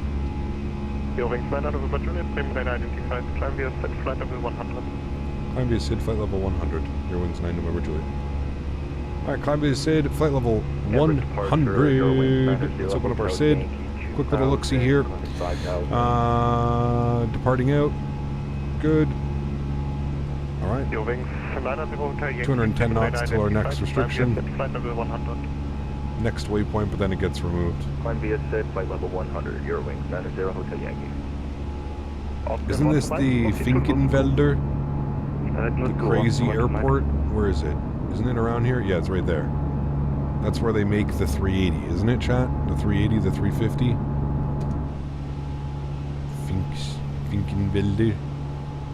Flaps clean. We're going to get an alarm. Don't pay attention to it. It was my bad. Flap over speed. Eurowings 9 November Juliet, climb flight level 150 and proceed to Omogi. Climb flight level 150 and we'll proceed to direct Emogi for Eurowings 9 November Juliet. It's Oscar, Mike, Oscar, Golf, India. Omogi, correct, thank you. Right. Emogi, left turn, through 5,000, standard barrow. There's 250 on the speed, pitch for climb. 123.925. 123.925, Oscar, 1 to Mexico. And we'll go ahead and get our runway turnoffs off. Wing lights off. Nose lights off. And we'll go ahead and disarm the ground spoilers. Beautiful. Eurowings 9 November Juliet, contact Bremen radar 123.925. 123.925. Thank you for the ETC. Eurowings 9 November Juliet. 123.925. Good. 7,500 feet. Let's go autopilot on. Flight deck. Beautiful. Tom, what's up, man? Good to see you, dude. Welcome back. Hope all's well with you as well. Good to see you, man. Just missed a stunning departure out of Hamburg en route to Zurich. Awesome. Don't know why I have an issue with the Fenix, but when I hit the top of cruise, it just disconnects the autopilot and starts climbing. Do you have like some conflicting controls or something going on? Who are we with right now? 123 925. Is this Bremen Radar? Bremen Radar, very good evening. Eurowings 9 November Juliet. Flight level 100, climbing 150. Wings 9 November Juliet, Marsbane, how do you identify climb flight level 240? Climb flight level 240, Eurowings 9 November Juliet. Alright, 23,000 feet is the next one. There's 10,000 feet, so we'll move our landing lights. Cabin can get released as well. Beautiful departure. German countryside out there. Looking good. Radar, Pilot Julius, good to see you. I don't know why, but I have an issue in the Phoenix. Sorry, I already answered that one. Yeah, also check your sensitivities. Your control sensitivities. You may be having issues with something as well. Climb 240, Eurowings 90 Hotel Yankee. Spirit 259, correct Maastricht, radar 133.9552. Contact Maastricht radar. Guten Tag. 133.955, thank you. Sprachen Sie Deutsch? Niet. No, I do not. What happened to Smitty? I remember watching ages back when he was always top donor and he'd always been. I never seen him now. Smitty retired and moved. He's still here. He's kind of just a lurker now, man. He's in here every now and then, but yeah, he's got new hobbies, new interests. He's enjoying retirement, if you will. He's very into like trains right now. 9. Your German is A+.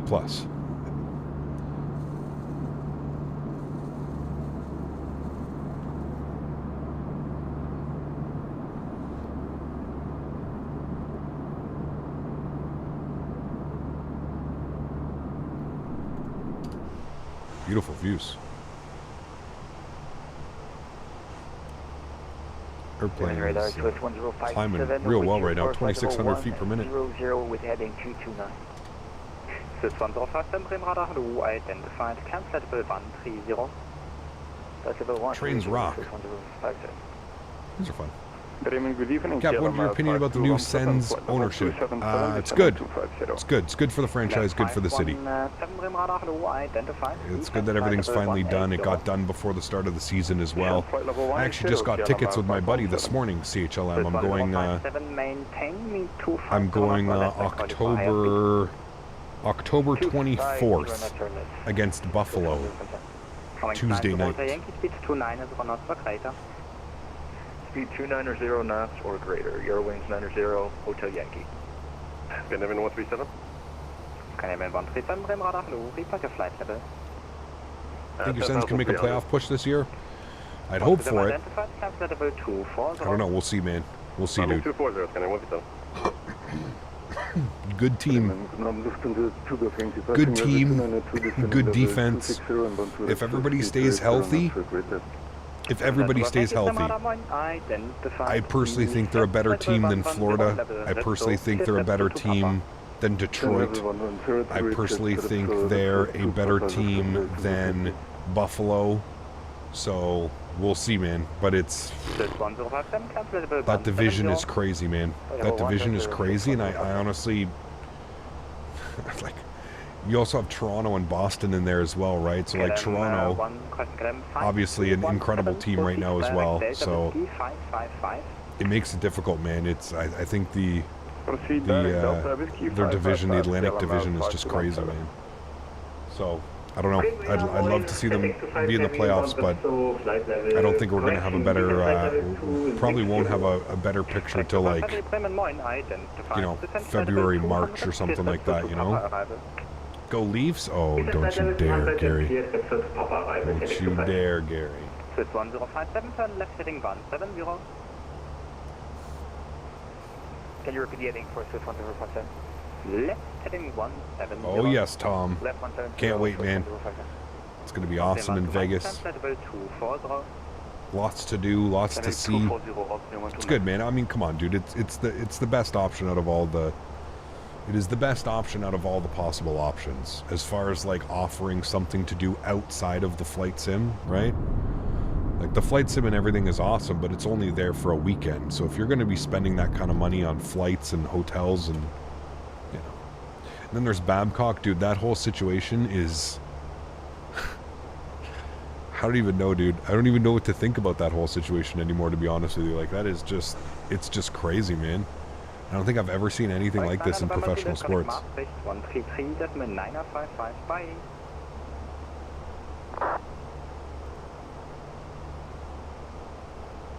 might have been for me. Kilometer 5217, request for descent. Nope. Eurowings 9 November Juliet, connect Maastricht 133.955, tschüss. 133-925, thanks for ATC, we'll see you soon, Eurowings 9 November Juliet. Negative frequency 133.955. 133-955, thank you. Eurowings 9 0 Hotel Yankee, connect Maastricht 133. 133-955, they're using like all the weird ones. 133-995, Maastricht radar? Yes. Maastricht radar, very good evening, Eurowings 9 November Juliet, flight level 210, climbing 230. Eurowings 9 November Juliet, Maastricht radar identified, climb flight level 350. Climb flight level 350, Eurowings 9 November Juliet, thank you. Alright, 350, we're climbing. Up and away, chat. Maastricht radio, good evening. Radar, good evening. Those are the, are those the new frequencies that they're testing out, MJ? Is that what it is? Or sorry, King? My wife and I are planning to drive to Vegas for the expo from North Carolina. Oof, nice. That'll be a good drive. Am I going to rent a car? I feel like renting a car is the best option, right? Going is 9 November Juliet, you climb at 2,000 feet per minute or less. Climb at 2,000 feet per minute or less. Eurowings 9 November Juliet. That's an interesting one. I've never heard a climb less. Olympic 28 kilo, speed Mach decimal 7. I think we're fine. We're doing 1,400 feet per minute right now. We should be fine maintaining that, no problem. What steering bindings do you use for ground steering? I use nose wheel steering. Yeah. Climbing 270, Can't wait for Vegas. What happens in Vegas ends up on YouTube. Exactly. Eurowings 90 Hotel Yankee. Vegas is going to be cool, man. It's going to be a good time. And you get to drive too, right? If you'll have than 2020 Honda Sonata, got you. I feel that's a lot of miles, man. I'm always so like, listen, I have a new car, but I always feel, well, not new, it's a lease return. It's got 20,000 miles on it, so new, right? 20,000 miles. I always feel like whenever I like decide to go on like long road trips and stuff like that, I always tend to just rent a car, just because the wear and tear on driving cars on long distances and stuff like that. I guess it's better on a long distance than it is like short distance, but yeah, I usually rent a car when doing that. The car has 50k on it. It's not bad. Bad at all, though. Good morning, Cap. I hope you're doing well. I'm doing well, Karl. Good to see you. I hope you're doing well as well. 2 years old. You're averaging 20. I feel like that's probably like average miles, Mav, no? Eurowings 9 November Juliet, speed Mach decimal 75 or greater. Mach decimal 75 or greater for Eurowings 9 November Juliet. That's what we're doing right now, 7.5, so we're doing that. Monsieur Jarvis coming in with 8 months as a first-class member. Appreciate you, Mr. Jarvis. I hope you're having a wonderful Saturday afternoon. No work, right? No work today. I can't remember if I've asked you. I think you're Monday to Friday, so no work. Maybe sometimes weekends, I guess, if needed, but hopefully not. Good to see you, man. Hope we get some flights sometime in today. Monsieur Jarvis. Hopefully we see you down in Vegas, Mr. Jarvis. I think we will, man. Come on. It's easy. You probably got... Actually, no, you probably don't have direct flights. Although you might. You probably have to go through, like, Calgary or Edmonton or something. I'm at work right now. What time did you end up going home last night? Only when it snows. Hopefully none of that yet. Got you. Eurowings, 9 Got you. No snow. No snow. Thoughts on the default X-Plane 12 A330? I haven't really flown it, to be honest with you, Jam. I flew it at the very beginning, like a year ago, when it was just kind of still laughable. So, love the wing view scenery. Yes, beautiful. I as well. It's like you're looking out the window. With you, climbing flight level 240. Went home at 8 last night and back to work at 7 a.m. We don't say that S word here. Been looking at flights. Everything is through Calgary, which is fine. Yeah, it's not too bad. It's not too bad at all. Definitely bookmark that. Keep an eye on, I don't know if you use Google Flights. Jarvis, you probably do. You probably know. But if you check Google Flights, it'll actually, you can click on it. It'll show you a graph when, like, seasonally it becomes really cheap again.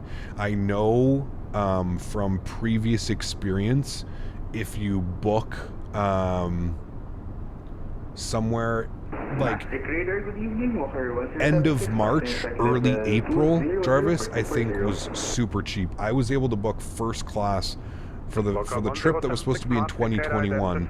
It was like $800 round trip, first class on WestJet, like business class on WestJet, and it was Ottawa, Toronto direct Vegas and back. So end of March, early April is probably the best time to be looking. Obviously, you'll probably see it in the graph, but yeah, usually after March break and then start of spring, it's getting really cheap because most people aren't flying down to Vegas. Most people are flying back from Vegas, right? So you end up getting cheaper fare, especially like one way. So like the fare from like here to there is like dirt cheap, and then a little bit more expensive on the fare on the way back because they're still bringing everybody back, right? But yeah, it ends up being pretty reasonable. So keep that in mind. March, April, really good time to book the flight, in my opinion, from doing what I did. Going to the Expo next year, London, Heathrow, SFO, Vegas. Very cool, man. Nice. I was thinking about going to, I'm curious how many people in chat have,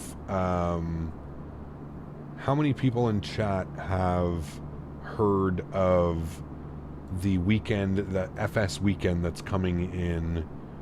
Now, like, has anybody ever been to this that's going to the FS weekend for, in the Netherlands? They don't really, like, the only other videos that they have are up from like 2018. So like all of these videos and pictures and stuff, this was the last one in 2018. I see some familiar things that I've seen. I've definitely, it's a pretty cool place to have it in here as well. You can see kind of where the other one got its theme from in Houston. But I'm just wondering if anybody's ever been to this. And I'm wondering how many people plan on going to this, because apparently it's happening this year, March 16th and 17th, 2024.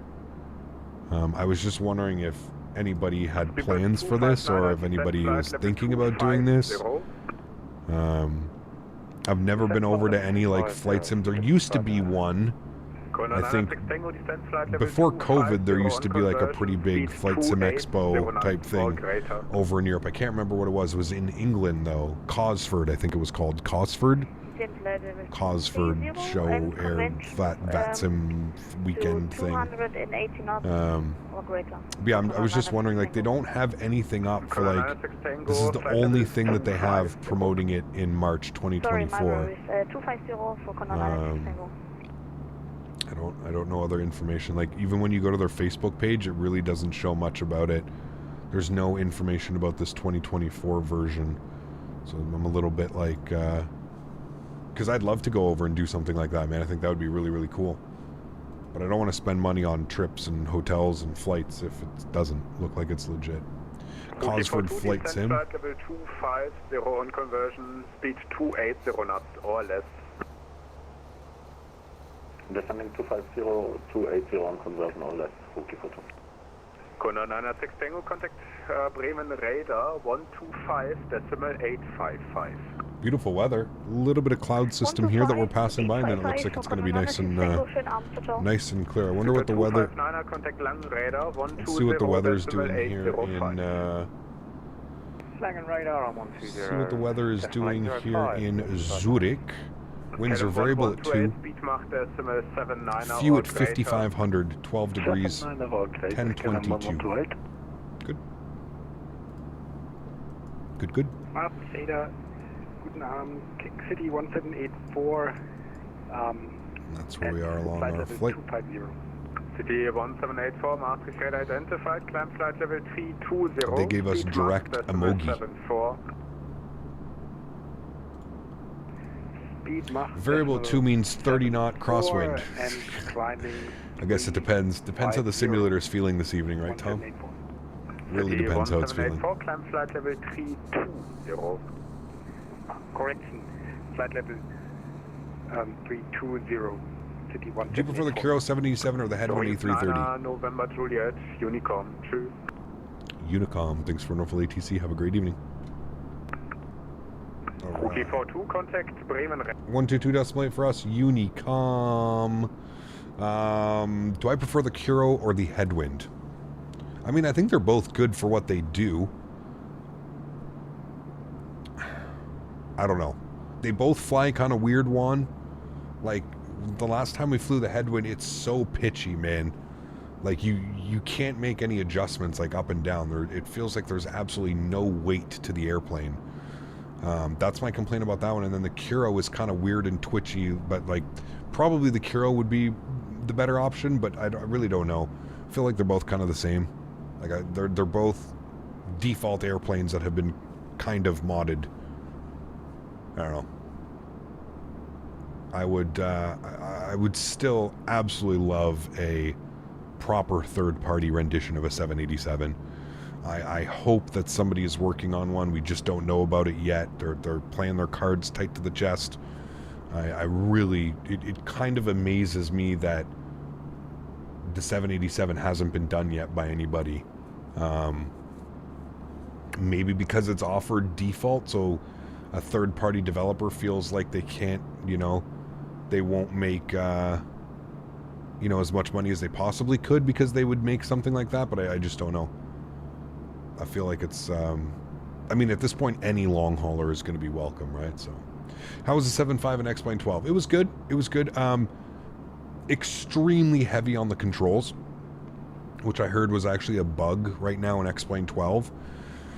So a lot of overflares, a lot of, pulling the yoke as far back as I could. But yeah. Quality Wings was working on it. Yeah, they were talking about how it was supposed to release in like 2021. And Quality Wings, I don't think they've said anything about the development cycle in a year and a half, 2 years. I don't think they've... if anybody can find the last comment that Quality Wings made about their 787. Sitting here pondering 2024 and who's designing aircraft for a Sobo. Maybe that's where Quality Wing went for the 787. Yeah, I mean, anything is your guess right now, Ken. Honestly, I mean, especially with what we've seen with 2020 and how Microsoft has really upped the game as far as like, bringing in a lot of developers, working title, any builds, a lot of people that are, now working for Microsoft or under the Microsoft name, developing default airplanes. Who knows at this point, man? Who knows, dude? Like I said, for me, the only thing that makes sense is that 380 has to be like coming default or something to Microsoft 2024, or maybe even not, dude. That could just be a long-winded guess by me, but yeah, I would like to see that. You want a proper 787-800? That's what I'm saying, dude. I mean, listen, the second we have a proper long-haul aircraft for the sim. And by proper, I mean third party, that has been specifically developed for it. I think it's game changer, man. It's game changer. It's going to just open up so many more experiences and so many different things, It's always fun having a lot of ETC, except for when you're starving for lunch, finally over to Unicom. That's it, man. If PMGG didn't have so much in the pipeline, I'd say it would make sense for them to make one, but I'm sure another dev will come out with one first. I would agree. Yeah. I mean, PMDG, they've pretty much got, I would say, the next like 2 to 3 years of development they've already got planned. Knowing PMDG, they probably already have all of it planned out. I think they know, they've given us what they plan on doing, so we know that once we get the EFB released, it's all hands on deck for the 777. Once the 777 releases, we're going to go back and get the 737 MAX family. After the MAX family comes out, so the MAX 7, 8, 9, after the MAX, maybe even the MAX 10 from them, who knows. When the MAX series comes out, they'll go ahead and start work on the 747 and then release the 747, and then who knows from there. There's people that speculate that PMDG has a secret project that they're working on and stuff. I have no clue. But who knows, you know. Do you think third-party developers is having a hard time developing for 2020 or 2024? I don't think so, Daniel. Not in a sense that any other developer would be for developing like X-Plane P3D. I think it's challenging no matter what simulator you use. From what I've heard, Microsoft used to be an issue and has now since actually become very user-friendly, meaning that developing airplanes, developing airports, developing add-ons is actually somewhat easy now when you have the developer mode in the way that it is now. So yeah, the MD-11 in October, yep, that's going to be a fun one, dude. You can definitely do some amazing cargo ops, UPS, transatlantic, trans-Pacific. There's some really cool flights we can do. FedEx, UPS, Lufthansa Cargo, like, oh man, there's so many that we can do with that MD-11. It's going to be an absolute joy to fly. Yeah. Tony, take care, man. I will see you tomorrow. Definitely going to be a cool one tomorrow, man. We're going to be flying into Salzburg. Always a really fun approach. Hey, Mr. Canada. How's it going? Just got back from Europe from spending 2 weeks in the U.S. Very cool, you I hope you had fun, man. Hope you had fun, dude. Did you get Chick-fil-A? Please tell me you got Chick-fil-A while you were in the U.S. of A. I feel like it's a must. It's our first video of the TFDI MD-11 in Microsoft. There is a first video of the TFDI MD-11 in Microsoft. I don't know if there's a video. I don't know. I saw it flying at FS Expo. Yeah. We'll be flying out of Zurich tomorrow? I'm not sure, to be honest with you. Zurich, I don't know if there's flights from Zurich to... I literally just said the airport and I've already forgot the name. Wherever we're flying into tomorrow. Jesus Christ. I can't believe I already forgot. But it releases October just for early access users. Did you buy an early access copy? I did not one, but I am a content creator, and I think they also have a list for content creators. Salzburg, thank you, Jesus. I read somebody else's question, like pre-reading, as I was answering that one, and I completely forgot the name of where we're going. No, I don't think there's any flights from Zurich to Salzburg. I think it's too short of a flight. So I'll just look at where flights are coming in from, and we'll kind of plan it from there. You know, an hour, hour and a half each way. Something like that.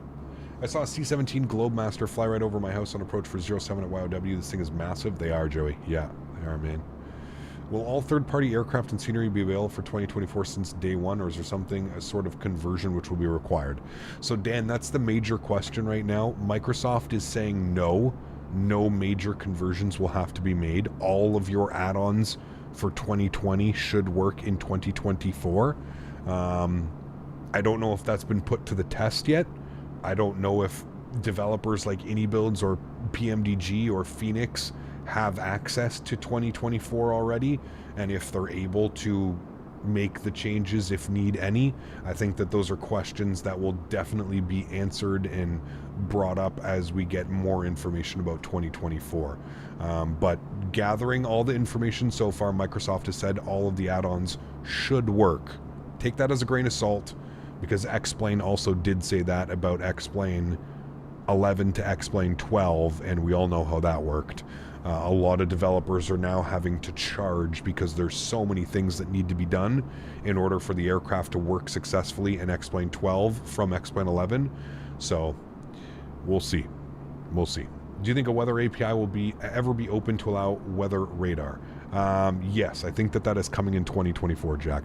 I don't know if they're opening it up, but I know that they should be providing the tools for a full functioning weather radar. Yes. In theory, the community folder will stay there, so it should just be a drag and drop, but who knows? Correct. Exactly, Juan. That's what they've said. Cap, did you update the Rex AccuSeason Advanced Edition free upgrade? I did not, Carlos. I heard that some people were having a lot of issues with it. Honestly, right now, I'm perfectly happy with the way that it's running, so I may wait like a good month or something, kind of let a couple updates come out for the Rex AccuSeasons. Right now, I'm perfectly happy with it. I haven't even seen what's new and what changes.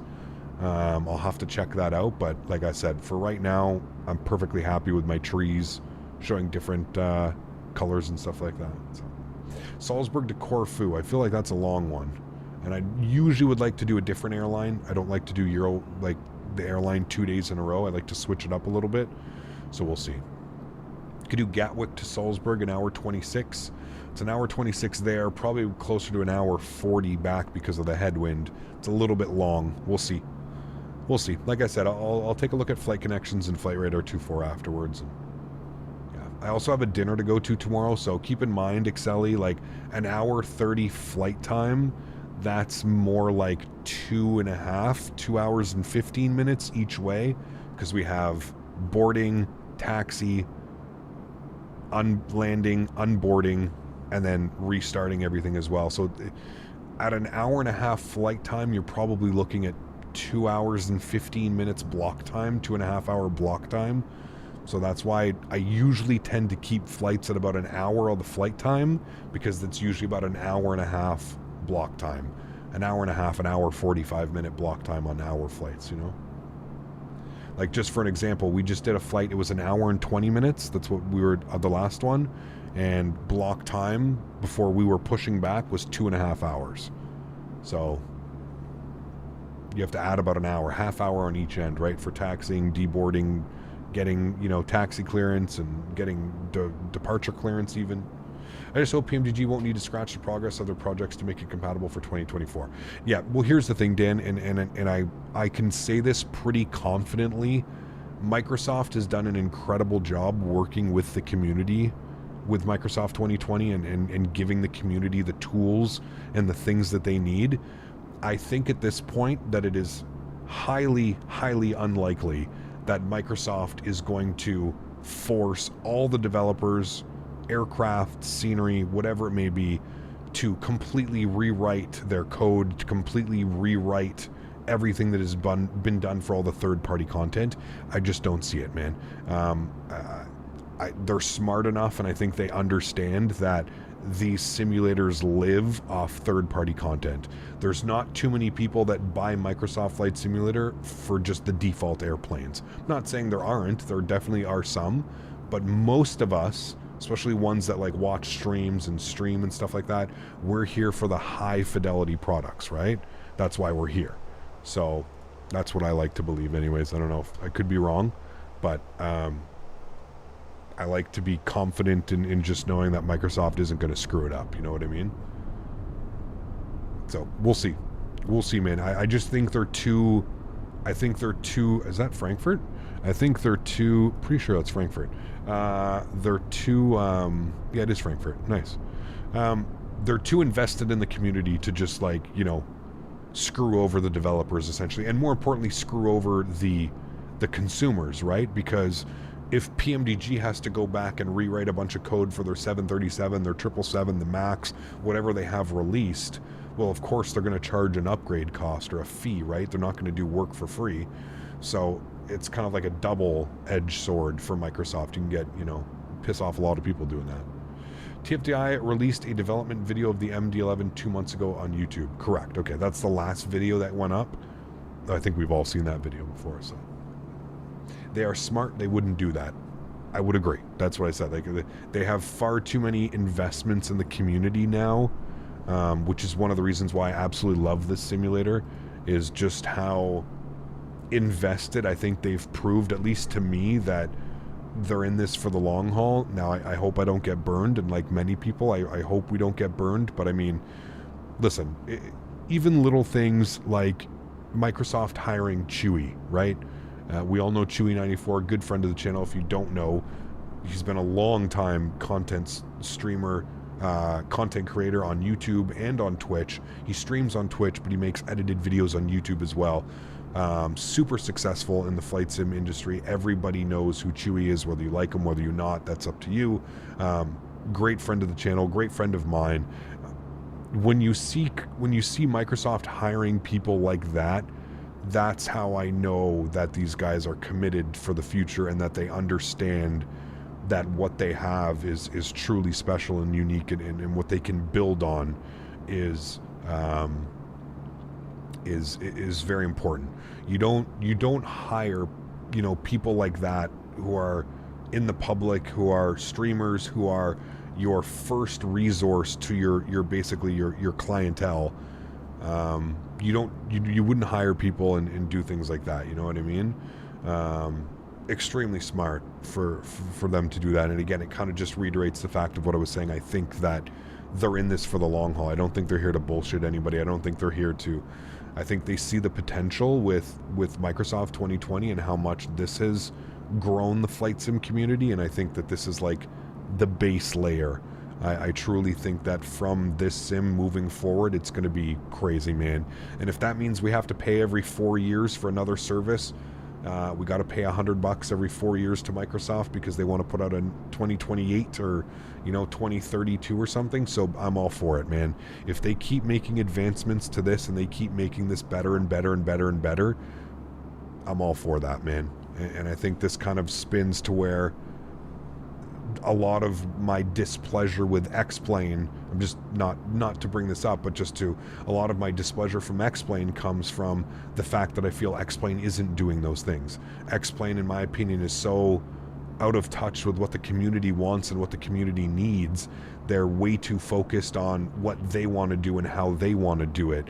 I think you see polar opposites in development cycles right now between X-Plane and between like Microsoft, and I think that that's why Microsoft continues and will always be the more successful platform, especially when it comes to this, you know? And again, that's no ill will against X-Plane. It's just, I hope at some point X-Plane figures it out and they can put their shit together and they can, you know, really start delivering. We all know we can't expect Microsoft level of things from X-Plane. That's just a given. And I don't think anybody's doing that. But again, for Laminar to come out with X-Plane 12 and call it built from the ground up and a whole new simulator and all of the things that they slated that this X-Plane 12 was going to be, I mean, that's where you get yourself in trouble, man. If they just would have shut up and been like, hey guys, here's X-Plane 12, we've got new clouds, we've got new ground textures, we've got better flight model, better this, better that, that would have gone 1,000 times better than them trying to convince us and act like we're fucking idiots that X-Plane 12 was built from the ground up and this whole new sim platform. And I mean, come on, man. It takes 30 seconds from the second you launch X-Plane 12, it takes 30 seconds to realize you're in X-Plane 11, just like you were in X-Plane 10, just like you were in X-Plane 9. Nothing has changed. It is the exact same simulator. They've tweaked things. They've made things better. They've definitely made some enhancements, but this is not built from the ground up, brand new, you know, mumble jumble.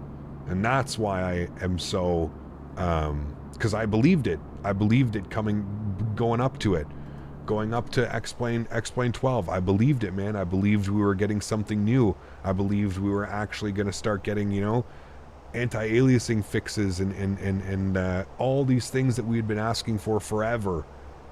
Boy, oh boy, was I wrong. I remember seeing the videos. They released some videos prior to to releasing X-Plane 12, and they said, okay, it's releasing on this date.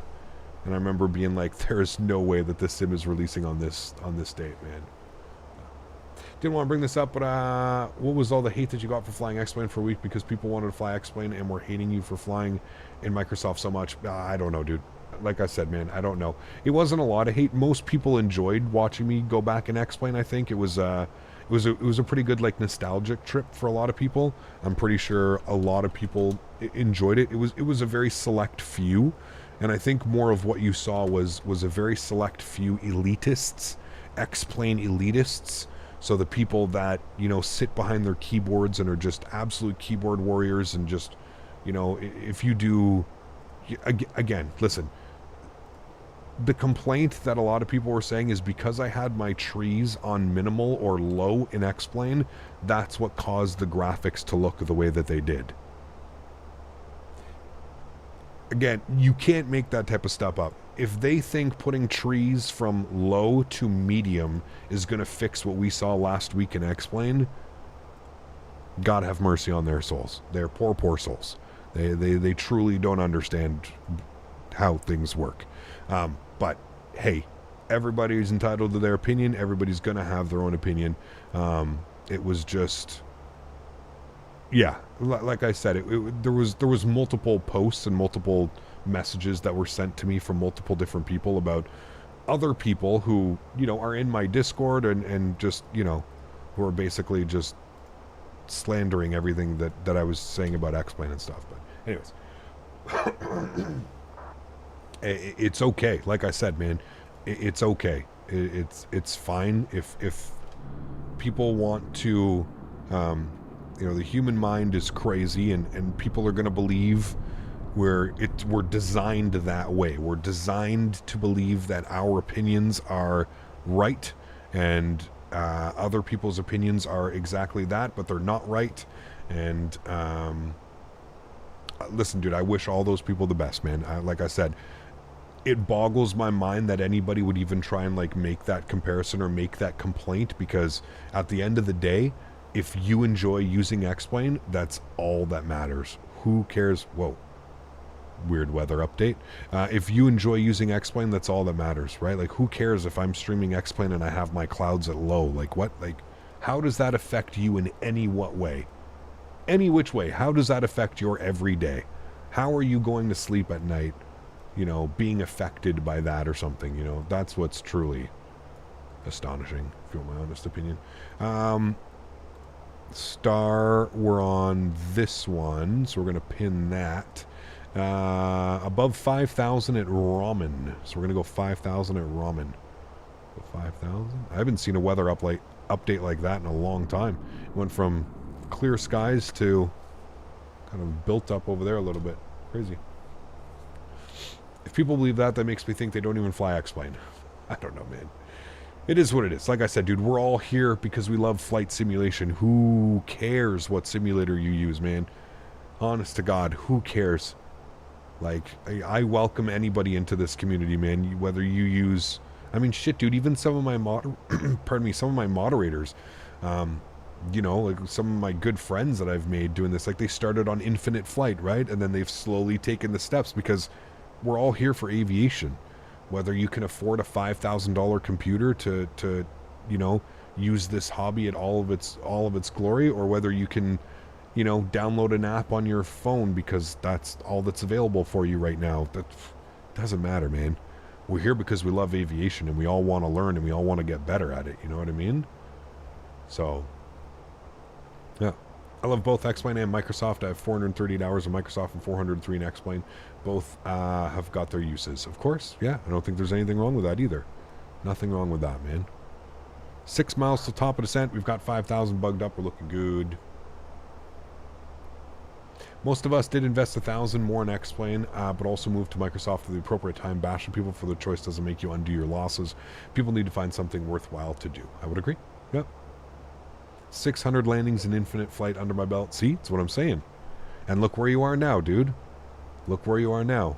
You know, you've basically fully taught yourself how to fly an Airbus. You've fully taught yourself how to fly a 737. Like, you know, it's crazy, man. It's crazy.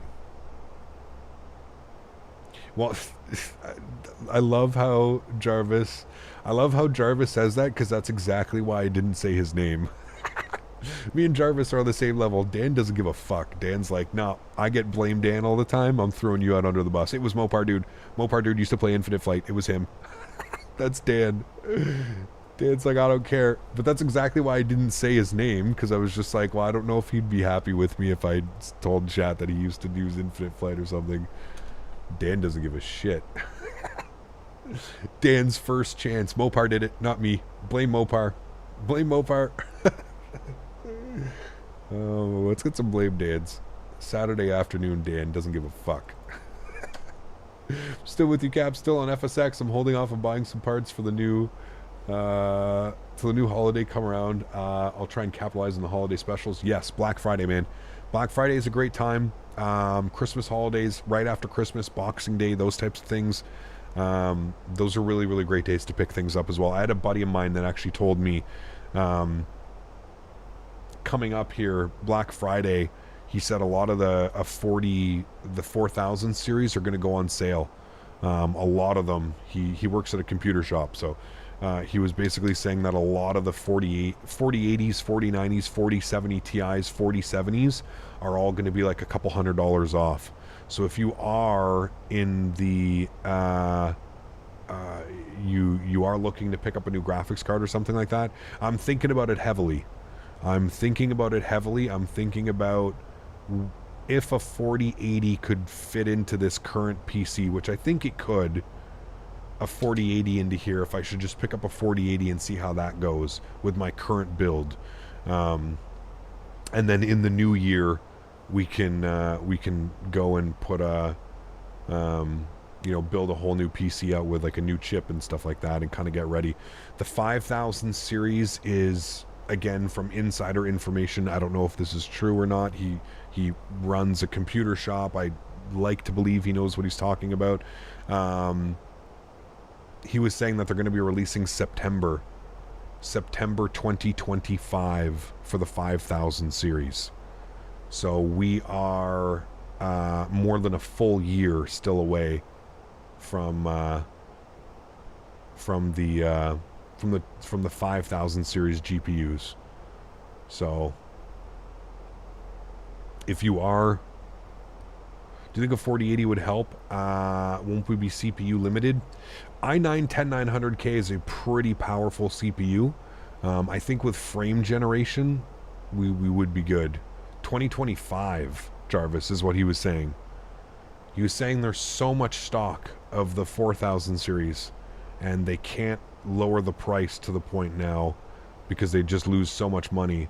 But he was saying that it's not going to be, they're going to milk the hell out of the 4000 series. Yeah. So yeah, he was saying September 2025 is the, and that's usually when it is. It usually comes out fall. So I have no tendency not to believe him when he says that, but I don't know. I don't know enough about it. I don't do enough research on it to see if that's when it would be released, but I don't know.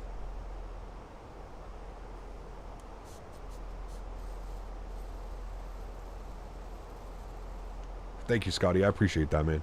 Thank you, dude. Thank you.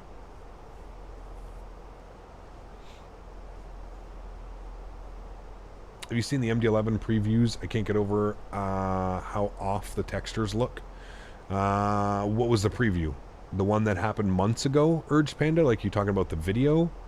Or did they release new previews or something? Remember, texturing is like the last thing that gets done, right, Urge? So I never judge a product when it's in early development and stuff like that, dude. Like, texturing is usually the last thing that gets done when everything is finalized. It usually gets a nice coat of paint and some, scuff marks and scratches and everyday use and stuff.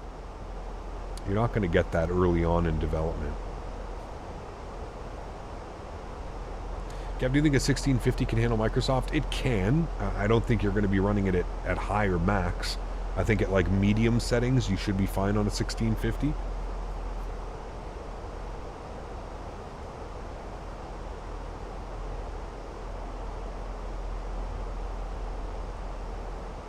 (6,000 megahertz to 8,000 megahertz RAM speed difference is 20% increase in FPS. Are we talking like physical RAM speed, like RAM? I don't think that's true. We're talking about VRAM, like VRAM speeds.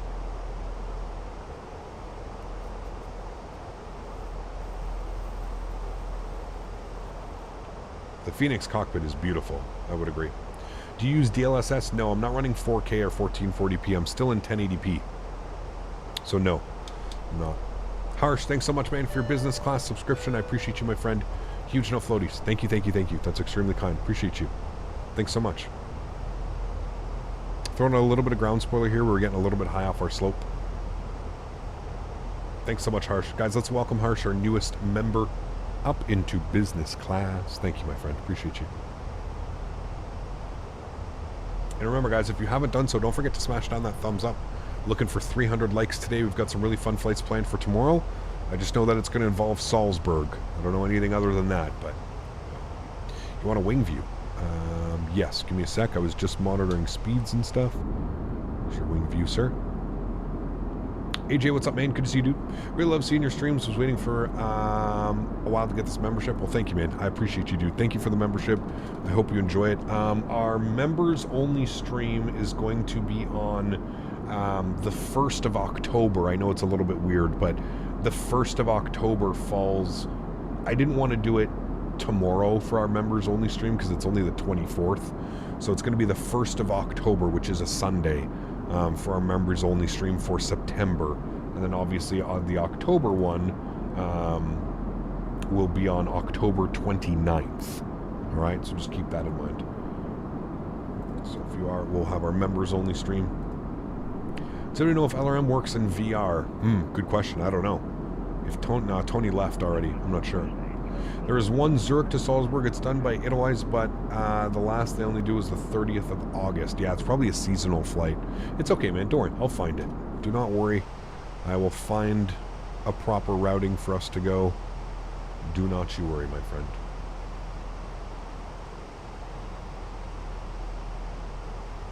I have a 4080 and an i9 13900K, and I run the same on 2K, and I still got about 60 to 70 frames with DLSS 3.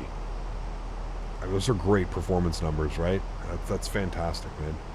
Yeah, but now that 13900K, I will say this, Ead, the difference between the 13900K and my 10900K is quite drastic. The 10900K is the older architecture. I think it's the... Which one is the 10900K? 10900K, is it the...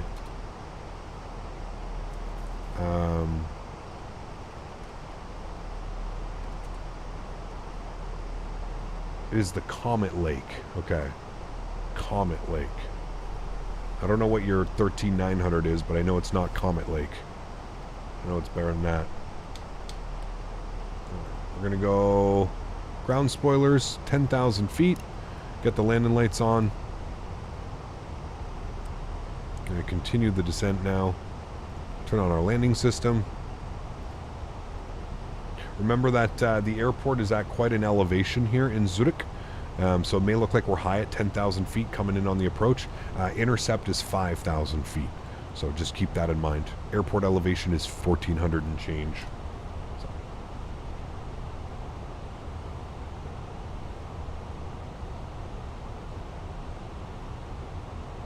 Worked as a turnaround coordinator at Zurich from Eurowings until this June. Ha, cool.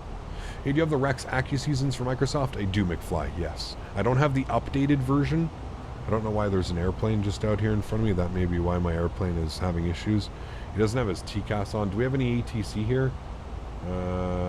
There's no ATC. Okay, cool. Bye. Just disconnect. Get better performance anyways.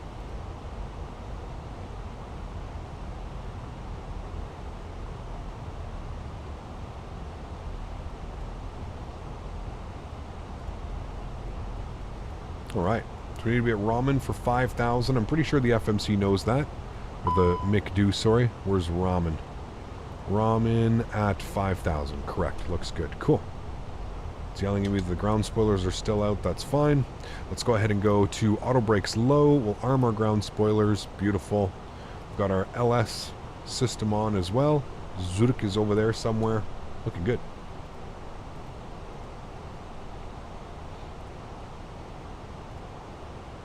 I own a Ryzen 7 5800X and a 4090 and run 4K 60 FPS locked. It's just insane. Never have gotten less than 40 FPS like at a VATSIM event in JFK or things like that. Yeah, that's totally manageable too. 40 FPS is I mean, I actually think like 35, 40 is like the butter for me right now. It's usually when the sim feels the best, but yeah, I totally get it, man. I totally get it. Cool. Start bringing that speed back. We'll get some ground spoilers out here. We're going to aim for 210. We are going to get our QNH as well, 1023. And we'll go ahead and arm our localizer. And we'll go ahead and get ready for flaps 1. We really need to help on the descent process here. But we're 17 miles out, so we're still looking fine. We'll go flaps 1. That will help. Cap, did you get the 15 Pro or not yet? The 15 Pro what? I had to think about that for a real second. What are we talking about? Oh, the iPhone? No, I don't do that, dude. No, no, no. Okay. We're good on that. I can just arm approach now. I'm going to go to... there we go. Descent rate should be fine. I'm going to ease this off here. 1,000 feet per minute. Not even. We'll go like 500 feet per minute to intercept. We'll start bringing this down as well to like 190. I don't ever have good landings in Zurich, so hopefully we have a good landing today. Oh. It's crazy to get used to the high FPS. Since I got a 4090, whenever I'm less than 45, it actually feels lagging. I believe it because you get used to it, right? As a flight sim, like, you know, we've always been told to like achieve 25, 30 FPS, right? That's like what we've always, every flight sim, FSX, fuck, I don't even think FSX ran at 25, 30 FPS, right? So like we've always kind of had that built into our brain that that's like how we should be, right? So when you start going above it, I could understand it completely, right?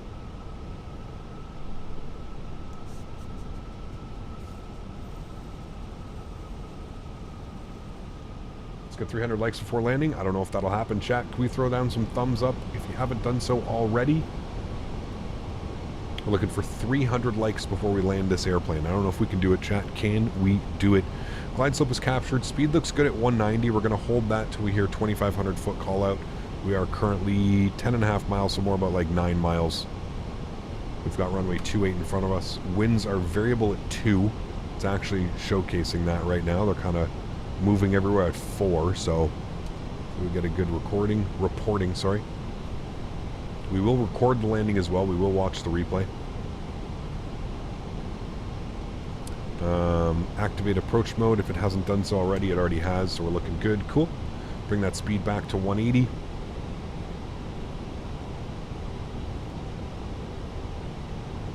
Why no VATSIM? There was airplane in front of me doing weird things, man. Just there's no ATC on, so there's no point on being on VATSIM. If you really think about it, if there's no ATC, what's the point? For just others to be able to cut in front of you and do weird things. So, yeah. Do you use Rex Weather Force? No, I don't. I don't, man. Cool. Let's go gear down. Flaps 2. 2,000. Final approach speed's in. There's 2,000. We'll go landing lights, nose lights, wing lights. Good. Speed's coming back nicely. Getting that gear drag out. They are armed. Auto brake is set. That's all good. We'll go flaps 3. I'll give you a nice wing view of flap 3 coming out. Beautiful. Aircraft looks good. And through 160 knots, we'll go flaps full. Coming up on 1,500 feet now. If you're getting a 40 series, why not go for the 4090 for good? Because here's the thing. I feel like the 5090 is going to put the 4090 to shame, like it usually does, right? Because if you think about it, the 3090, if you were to get a 4090, you got to get it day one on release, right? Now that we're, you know, a year and a half out from like a new card, it just seems silly to spend that kind of money, man. And they're still like $2,600, $2,500, which is just absurd. Sounds are up. That's almost $3,000 for a graphics card. Like, that's bananas, man. Canadian. All right, replay's on. Recording my aircraft. Enjoy the Rebel, guys. 1,000. Winds are variable at 3. Shouldn't have to make very many movements here on the stick. slight movements, corrections.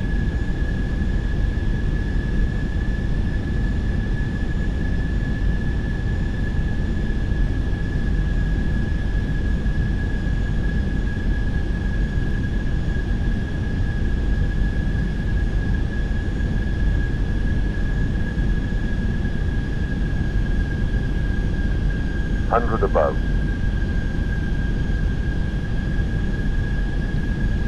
Minimum. Continue. 500.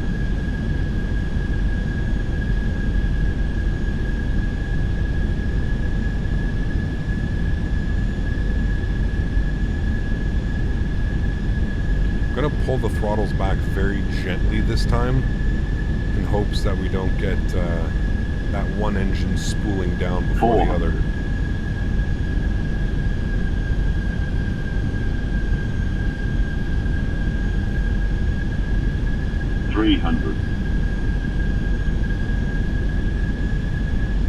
Pappy says we're high. Glide slope says we're perfect. I'll start following Pappy's then.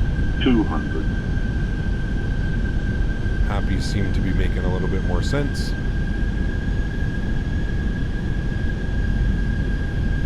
100. Glide slope. 40, 30, 20. Retard. 5. Oof, real nice chat. Nose down gently. Reversers are out. That was perfect.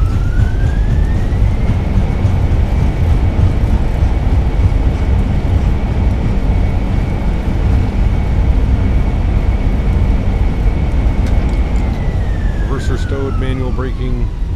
Ladies and gentlemen, welcome down to Zurich. Oof.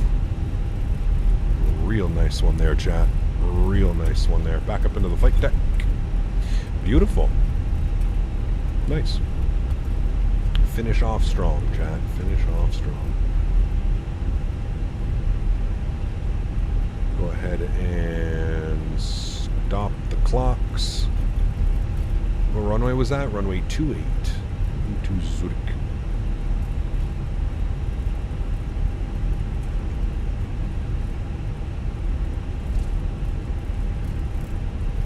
I mean, everything's rumors right now, Sklit, but I mean, it usually is, dude.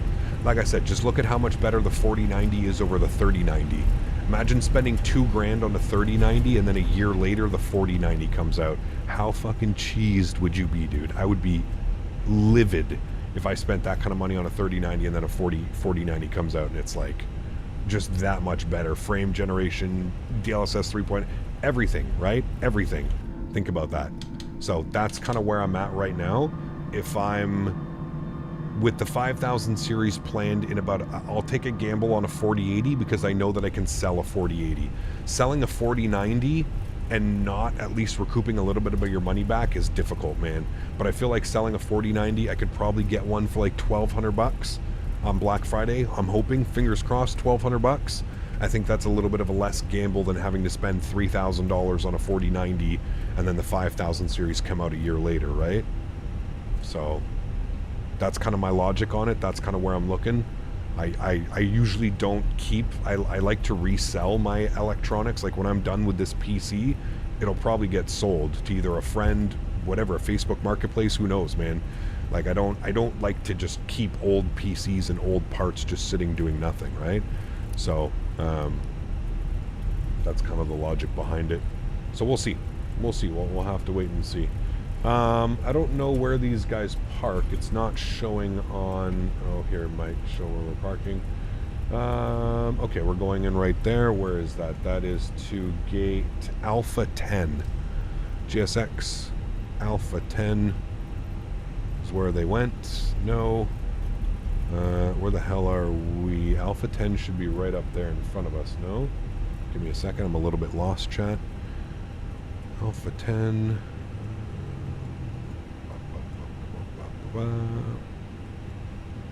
should be actually straight in front of us, right? Alpha 10, yeah, it is. Okay, cool. Let's go straight forward into here. Good thing we didn't stop. Good. Let's go upstairs. APU can come on. Landing lights can come off. We'll cross to both runways. Nose light to taxi. Strobe lights off. Wing lights off. Beautiful. Get ourselves to the gate. We do have a recording of that landing as well, which will be very nice to see. It felt very smooth. Proper butter.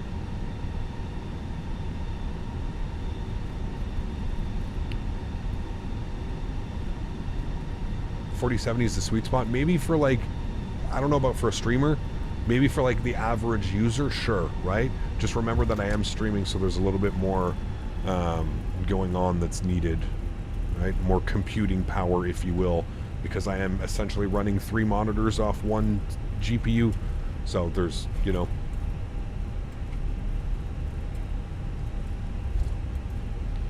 All right, Alpha 10, right in here.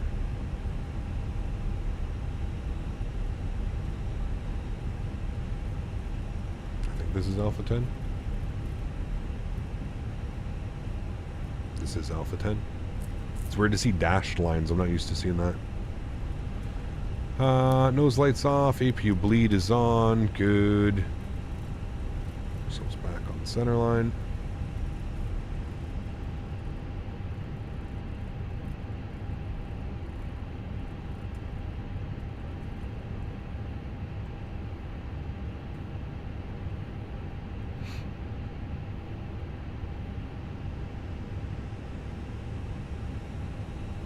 And there we have it, chat. Park brake is on. Upstairs. APU's on. Bleed's on. Good. Engine number 2 is off. Engine number 1 is off. Seatbelt sign is off. Red beacon light is off. Ladies and gentlemen, welcome. Crew supply comes off. Fuel pumps come off. And we'll leave the rest of that like that. Cool. There we go. Operator jet bridge. Good. Outside the aircraft. Good. There she goes.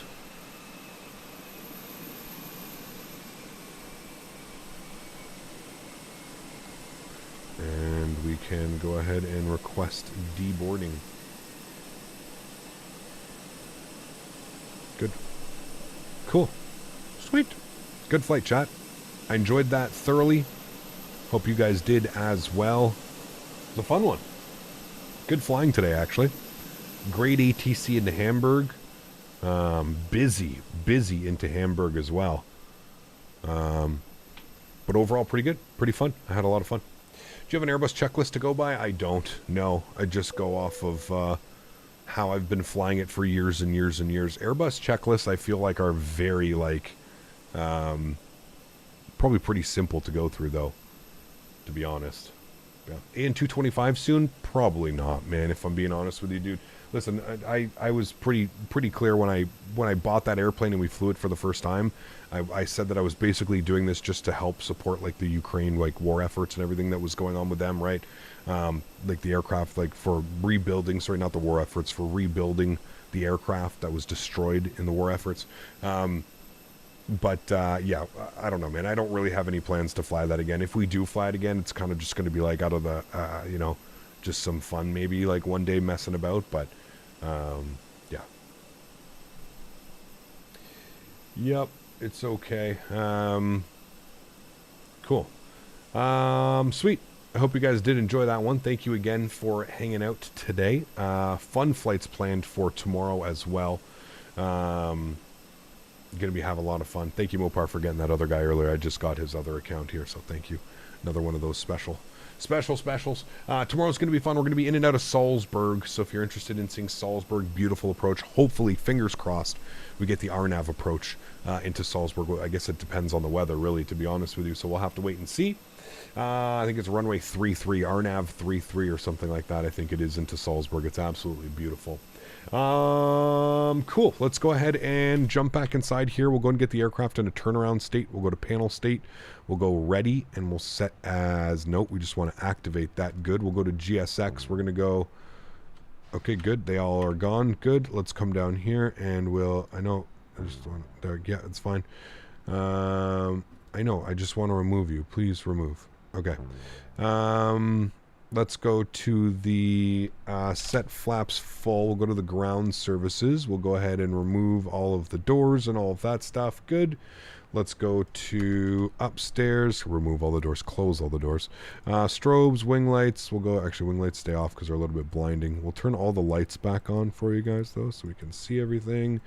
Okay, cool. Wait for flaps full, and then we'll go watch some replays, shall we?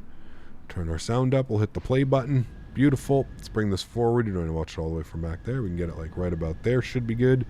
Let's watch a left wing view because it's actually beautiful coming in here. This is actually a really beautiful approach. One of my favorite approaches is into runway 28. It's one of the only ones where you kind of fly by the city and you see the beauty. Absolutely amazing today, Cap. See you tomorrow, John. Take care, man. Thanks for being here, dude. Fun flights today, Cap. We'll see you tomorrow. Enjoy the rest of the Saturday. Thank you to you as well, college dude. I got to go to the dispensary now, actually. I'm going to make a little trip into town quickly. I'll bring Daisy with me. Actually, maybe I probably will. Have some lunch. I haven't had lunch yet. I just realized it's almost 4 o'clock. I am pretty hungry, so I'll have some lunch. Maybe take a shower, and then I'll head to the dispensary with Day Day. Day May. Mods, donators, sponsors, thank you all so much for everything that you do for the channel, guys. Without you guys here, none of this is possible, seriously. So thank you all very, very much for your support. I truly do appreciate it. To everybody else that cannot donate using a monetary value, I want to thank you guys just as much for being here and supporting the streams with the likes and thumbs up and everything in between, man. You guys are absolutely awesome. This wonderful community is just incredible. So thank you all very, very much for your support. I truly do appreciate it. Give you guys some beautiful wing views here. You know the plan for tomorrow? Well, not quite yet. But you know that we're going to be departing out of, arriving into Salzburg. Other than that, we'll have to figure out the rest of the plan for, as far as where we're going to be departing, where we're going to be going. So I will figure that out after stream here. I'll leave you guys with some replays, guys. Have yourselves a wonderful Saturday evening, and hopefully I can catch you all tomorrow for our Sunday stream. Happy landings, my friends.